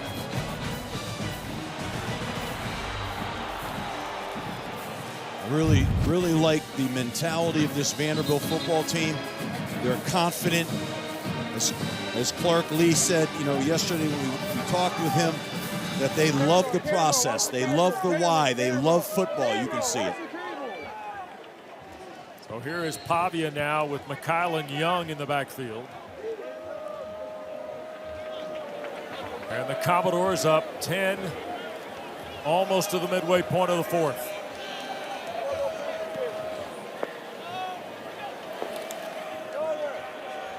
Here's the cutback, and Young sets sail into Virginia Tech territory. It is a foot race, and McKylan Young is tackled by Williams inside the 10. What a run on first down for McKylan Young. Yeah, I mean, he just makes a great cut. They over-pursue on defense, and he punctures that thing vertically and really does a great job of blasting into the end. He's got some pretty good speed. Career best 62-yard run by McKylan Young. 7 minutes to go, and some of the faithful in Blacksburg headed for the exits here. They flip the field. And Pavia to the right side. He'll be tackled by Keller right around the 6. Let's visit with Dana Boyle. Well, based off the way Vanderbilt's playing in this fourth quarter, you have to imagine that there's no quit from this team. Diego Pavia on the sidelines prior to the offense taking the field said, we need 2 more touchdowns. Being up by 10 is not good enough, so no complacency here with that 10-point lead. I don't think the word complacency hits Pavia. No. This guy's full throttle. He's in total control here. Second and goal at the 7 for Pavia. Quick hitter up the middle, touchdown. Cedric Alexander finds the end zone again for Vanderbilt. Now that's just not good right there. You know, it looks like the defensive front for Virginia Tech has lost their stinger. They're just kind of going through them like hot knife through butter right now. You hate to see that. 7-yard run by Alexander, his second touchdown here in the fourth. And Vanderbilt has moved it to a 16-point lead ahead of 6 minutes to go.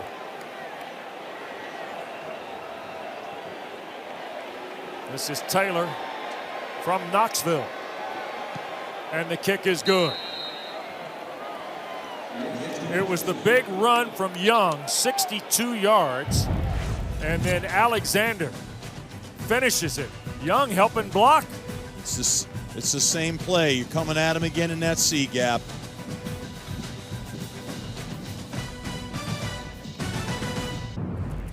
Well, quick look ahead to next Saturday, a quadruple header of ACC football for you here on ACC Network.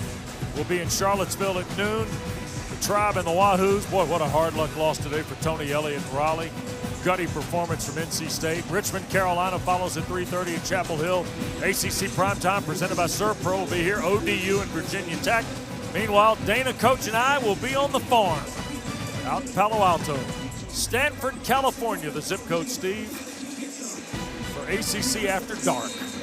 Boston College, Stanford. 10:30 Eastern time will join you from the campus. By the way, BC and Michigan State, Steve. Yeah, they're in a barn burner here going down the home stretch, tied up. And kick over the head of Prelo. And what was a raucous crowd here at Lane Stadium has emptied out because Vanderbilt has put 27 in a row on the board. 4 touchdowns on their last 4 possessions. Meanwhile, the Hokies, 3 straight 3-and-outs. We've heard of tides turning. We have seen it tonight. They flipped the script.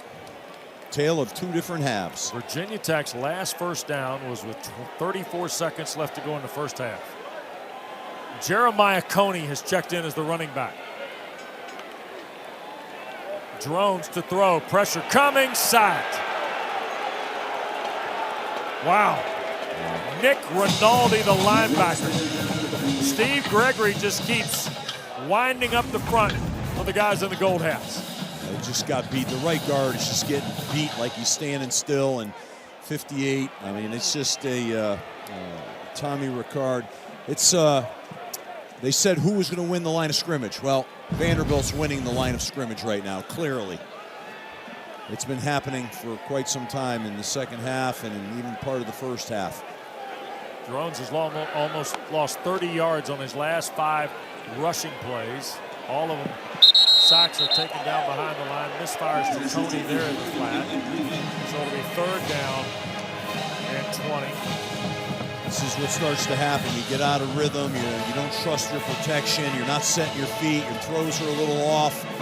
And that's where Drones is at right now. And you just got to, they've got to help him here a little bit. Like at this point, you know, don't put him in good situations right now. Don't lose your quarterback here now.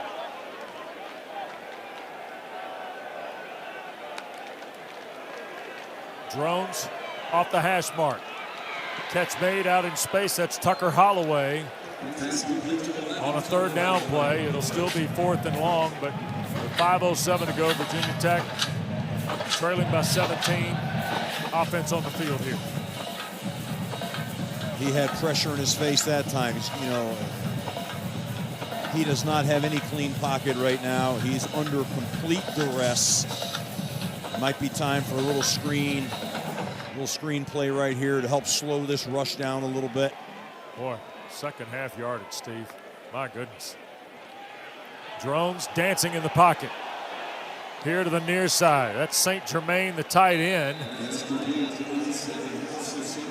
There is a flag thrown. It's sitting at the 20-yard line. Holding, offense, number 56. That penalty's declined. 1st down, Vanderbilt. It's on Ganem. And that is a 4th straight 3-and-out for the Hokies. Or it's 4 downs, actually. So it's a 4-and-out. Well, with 4.5 to go. And now, with 4.5 to play, Vanderbilt can operate at their leisure. Run the ball here right now. Chew the clock. Take care of the football. What a second half performance by Clark Lee's team, huh? Especially with the haymakers Virginia Tech threw, Steve, and the 2 turnovers Vanderbilt had. Credit to their staff, their players, and their program. They were steady in the boat. They never gave up. They had poise and confidence. Pavia, the keeper. Well, Vanderbilt is going to go from Virginia Tech. this First of the half to Columbia and Williams-Brice Stadium next Saturday in South Carolina, and then Georgia State and Utah State at home before going to Tuscaloosa on October the 4th. My goodness. Timeout in Blacksburg.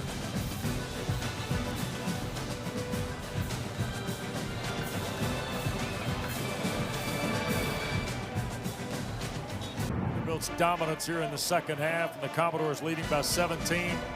Second down coming up. ACC Primetime Football presented by ServPro tonight. Diego Pavia and Vanderbilt have been impressive here in the second half, and that play was intended for Alexander. A flag is thrown on the play here, and this could be a myriad of things. Ineligible would be my guess. Yeah, you got it. Now it's a receiver downfield. Offense, number 56. That penalties decline. It's third down. You know, Steve, we heard Clark Lee tell Dana at the quarter break in the first half, I think our guys will respond. That may prove to be the understatement of the night. I don't think there's any question. You know, he talked about the pillars of their program: discipline, respect, and spirit.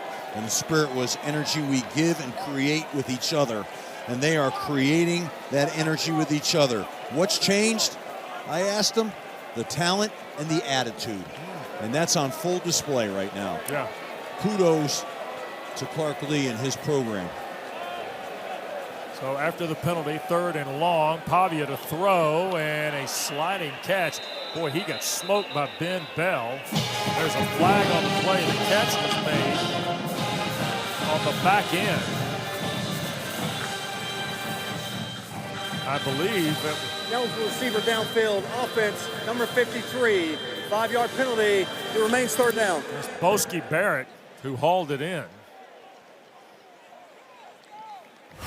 Yeah. I tell you, you don't need Pavia right now taking hits like that, okay? You don't need those RPO-type plays right now. Here's what you do. You hand the ball off, you kill the clock, you take your win, you go home and get ready for the next game, okay? Yeah. We don't need to be throwing the ball here right now. Because the next team is the one that Virginia Tech saw last Sunday. Here is Blaze Berlowitz into quarterback. And on the first snap, Lassiter out of the backfield. Marker down as he reaches the 5 and finally tackled. James L. Lassiter out of the backfield. There is no foul for defensive holding. Something play is first down. Blaze Berlowitz is the quarterback now for the Commodores. A junior from Cushing, Oklahoma. Another New Mexico State transfer who enrolled January of 24. And by my count, paperwork, this is just his 3rd career appearance. Wow. And he actually played in the Conference USA Championship game for the Aggies. Well, he's going to get a little work here right now. It'll be good for him. Yeah. I'm sure they're going to let him operate the offense for that experience. So you got Barrett and also Gillespie in the backfield, kind of an inverted wishbone. Here's Berlowitz going to the perimeter, and he'll be taken out by Michael Short. Clock continues to move toward 3 minutes to play. Well, right now, it's all about young guys getting experience, keeping players healthy. Virginia Tech. Their second of the half. This game. Please reset the game clock to 3:14, 3:14. So 30 seconds in length. a timeout for Brent Pry's team. Don't forget we got Friday Night Lights, ACC football for you coming up from the JMA Wireless Dome. Colgate, Syracuse, 7 o'clock Eastern time. Pavia having a little fun there on the sideline with his coaches. Yep. Gotta enjoy the wins, man. 2-hour ACC PM on a Friday, too. It's a Football Friday edition of ACC PM. That'll start and lead you up to the 7 o'clock kick with the Orange and Colgate. After the ball game, Diego Pavia scheduled to visit with Dana Boyle. And he's clearly been the energizer, Steve. Sometimes it only takes a guy, right? Especially at that position. That guy's like high tide, man. He can lift up all the boats, come up with high tide. He's a special one.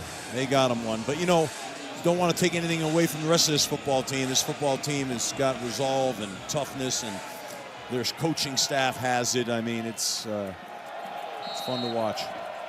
Pavia 254 yards tonight,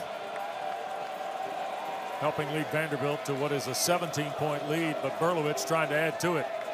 And he broke away from Bell. Now to the perimeter goes Berlowitz, and out of bounds with 3:07 to play. It'll be 3rd and goal. Bell shoved him out. Showed a little strength, a little toughness right there. Breaking tackles, 1. Breaking tackles, 2. Running hard. And the last timeout for Virginia Tech called there. Well, the Hokies have Old Dominion. This is the best clock management he's had all season. And then Wofford coming up here in Blacksburg. And Steve, at 0-2, this is not the beginning of any start Virginia Tech that anybody was looking for here following Virginia Tech. But now the card's been dealt, and Brent Pry's team will have to respond. This is the danger of having this kind of opening games, right? Yeah. You play a tough game against South Carolina, okay. Now you come back and you play another tough game against Vanderbilt. You don't. Most teams have a traditionally either open up and graduate their schedule, or they have a tough game, come back with an easy game. Now you've got momentum working against you. Now you've got the fan base working against you, and everybody feels that. It just gets really hard, like, you know, you're walking in cement shoes, you know. Now you earn your money as a coach. You got to go in that locker room. You got to be able to have a plan, some positivity with that plan. You got to say, okay, this is over. Now we start conference play, you know, and you got to have that mindset coming in here, you know. Even though they probably still have, I forgot how many more non-conference. They got Old Dominion, Wofford, and then at NC State. Okay, so, you know, you just got to go back, retool, and get ready for conference play. It's, as a coach, it's your job to keep the attitude and mentality up right now. Handoff is to Gillespie, and he is stacked up right around the 10. So 4th down will be the next play. And I don't mean to walk by those 2 games to conference play either, by any stretch of the imagination. But you've got to go one at a time, but those are games you should win. So get your team right and go win them one at a time and get into conference play. Boy, and what a day it has been in the ACC. Speaking of the Wolfpack, what a high noon start that was. By the way, that's a non-conference game, but it turned out to be a whale of a football game. Yeah, unbelievable. And we got delay here on Vanderbilt. Delay game, offense, 5-yard penalty, 4th down. Now I think they're going to award Clark Lee a timeout instead of the delay. Correction, prior to the play clock expiring, Vanderbilt called their first time out of the half. Of course, stay tuned after we're done here in Blacksburg. Don't forget Stanford and BYU are about 30 minutes in tonight out in Provo at Lavelle Edwards Stadium. A Cardinal team that we'll see next Saturday night against BC. No score yet with the Cougars and Cardinal. Stanford has not played since week 0 at Hawaii. Justin Walters anchors ACC Huddle final score tonight. Bryce Love's there, Dave Clausen there, Mark Richt, all sorts of folks on hand to Yeah. sift through the highlights. There's a lot to sift through. 2 overtime games. Yep. We told you about the thriller in Raleigh for NC State. Pitt was a big winner. Syracuse needed overtime to beat UConn. Post-game calisthenics by Fran Brown's club. Yeah. Sprint/jog. Dive into that a little bit. Clemson scored 24 in a row to come back and beat Troy. Georgia Tech a big winner as well, so was Pitt. Here's Berlowitz to the end zone, caught. Touchdown Vanderbilt, Eli Stowers.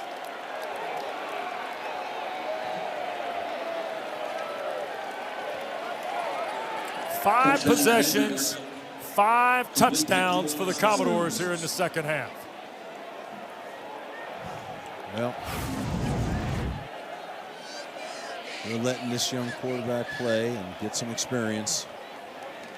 I understand that. Sometimes I hate watching that personally, you know, but I understand the mentality of it. But Berlowitz, the touchdown pass. And here is Taylor for the point. And that is 34 in a row by the Commodores. And Eli Stowers, who was Vanderbilt's first team All-SEC offensive player a year ago, Steve, in 11 years. Wow. At a tight end spot. Well, he's got a bright future ahead of him. Oh, boy, does he ever. He's a tremendous athlete. He's got great skill set, hands, change of direction, size. And, you know, they've got him ranked right now. Look at as Matt 26 Miller. prospects in the NFL, #1. Yep.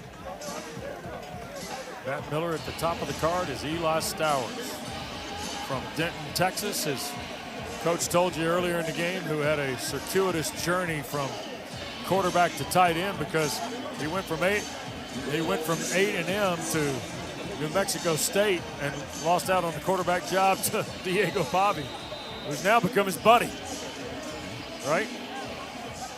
Go back to that haul from New Mexico State, coaches and players, quite a haul. Yep. Huh? That decision. And it started with hiring Tim Beck. It didn't start with Pavia. And you look at, we showed you Pavia earlier, Eli Stowers.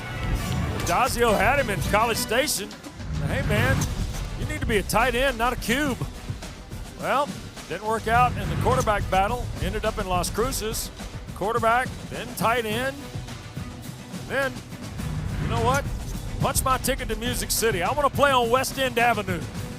I want to go over there and hang out at the Country Music Hall of Fame. Theo Vaughn showing up in the end zone at games. And now he's the #1 tight end on Matt Miller's list. Guys' journeys are always really cool to follow and listen to. You never know. Pop Watson, the winner at quarterback in the Commonwealth Cup game against Virginia, runs into a wall after about a 5-yard gain. He might have wanted to upcut that a little bit. He ran himself right into that tackle. Yep. Jalen Root, the tackle for the Commodores. This is the 2-minute timeout. And there timeout. is the 2-minute timeout. We'll step aside. Commodores are headed to 2-0 with a trip to Columbia on the docket.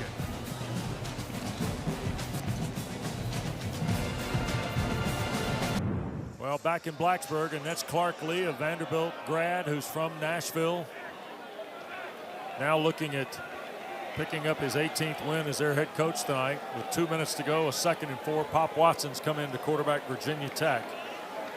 34 in a row here by Vanderbilt. And Jeremiah Coney the carry. We're going to go. It's going to be a great feeling for Clark Lee and his program, going in the locker room, celebrating this win, carrying a tremendous amount of momentum in the next week. Steve, it's also a team that tonight is going to post its biggest win when trailing by 10 or more in at least the last 30 years. Wow. They were down 20-10 at the half and are going to win. Flag down on the play is first down carry is Coney again. Vanderbilt has not punted the ball tonight. Holding. They've only had Offense, number 57, 10-yard penalty. Still first down. They've only had 2 punts in 2 games now. They had 2 last week against Charleston Southern. As we told you a moment ago, they get ready for South Carolina next Saturday in Columbia. You know, part of that tonight was turnovers early. Yeah. But it's still not a lot of punts. So after the penalty, Coney again makes a move left side, 35, outside 40, midfield, shoved out of bounds. Just ahead of a minute to go. Cowan, the linebacker, after a 20-yard run by Jeremiah Coney. Sophomore from Richmond.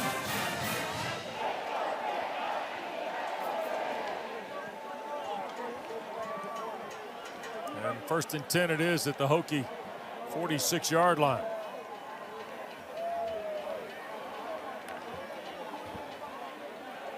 And Watson, the keeper, and the ball is loose. They'll scramble for it, and it's recovered by Vanderbilt. Jalen Ruth comes up with the turnover, which is the first of the night by Virginia Tech. Well, you've never know.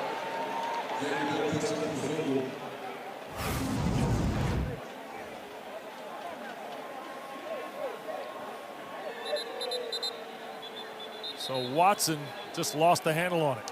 Just carrying the ball loose, Yep. not carrying it high and tight. Jalen Stone's the guy that raked it out of there, and Jalen Ruth, the recovery with less than a minute to go. Our ACC Network research folks, largest win after trailing by 10 or more in at least the last 80 seasons. Wow. Well, let's take a knee here and I don't think this get is back in that locker room. Headsets come off for Clark Lee. Vanderbilt's going to go to 2-0. Commodores are headed to Columbia. Virginia Tech now at 0-2. Gets Old Dominion and then Wofford before visiting Raleigh and ACC play with NC State. Yeah, you may have seen a cowboy hat and a guitar. That's kind of the Vanderbilt turnover chain, if you will. That's cool. Yeah, appropriate. So Diego Pavia tonight, 193 yards of passing on 12 of 18 and 2 scores. And he had 61 yards of rushing on 11 carries tonight. Nice night's work. And the Commodores post 34 straight to win 44-20 tonight at Lane Stadium in Blacksburg. A lot of respect for Clark Lee and Brent Pry. And on they march in this 2025 campaign. Diego Pavia, we hope, is going to get a word with Dana. And Vanderbilt will head back to Music City tonight. And the Hokies go to work knowing that Old Dominion, Brent Pry's buddy Ricky Ronnie, brings the Monarchs in here next Saturday. That's our primetime game next Saturday night, presented by ServPro. Coach and Dana now will be in Stanford, the Cardinal and Boston College, as conference play begins for both those schools next Saturday night. Quick look at Pavia's resume tonight, Steve, and you talked about his toughness, and he had to live with some mental toughness and then some physical toughness tonight.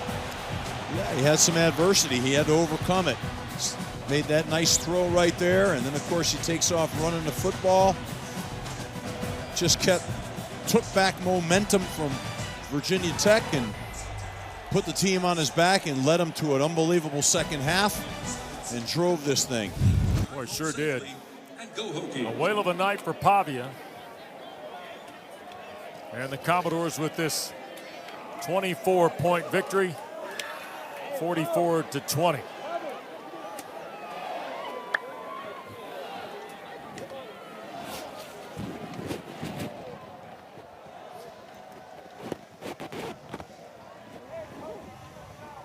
So Vanderbilt is a winner, 44-20, the final tonight at Lane Stadium. Thanks to our producer, Ben Ward, Our director, Drew Shavi. For Steve Adazio, Dana Boyle, Wes Durham. Thanks so much for being a part of ACC Network Primetime Football, presented by ServPro. Justin Walters and ACC Huddle final score starts right now.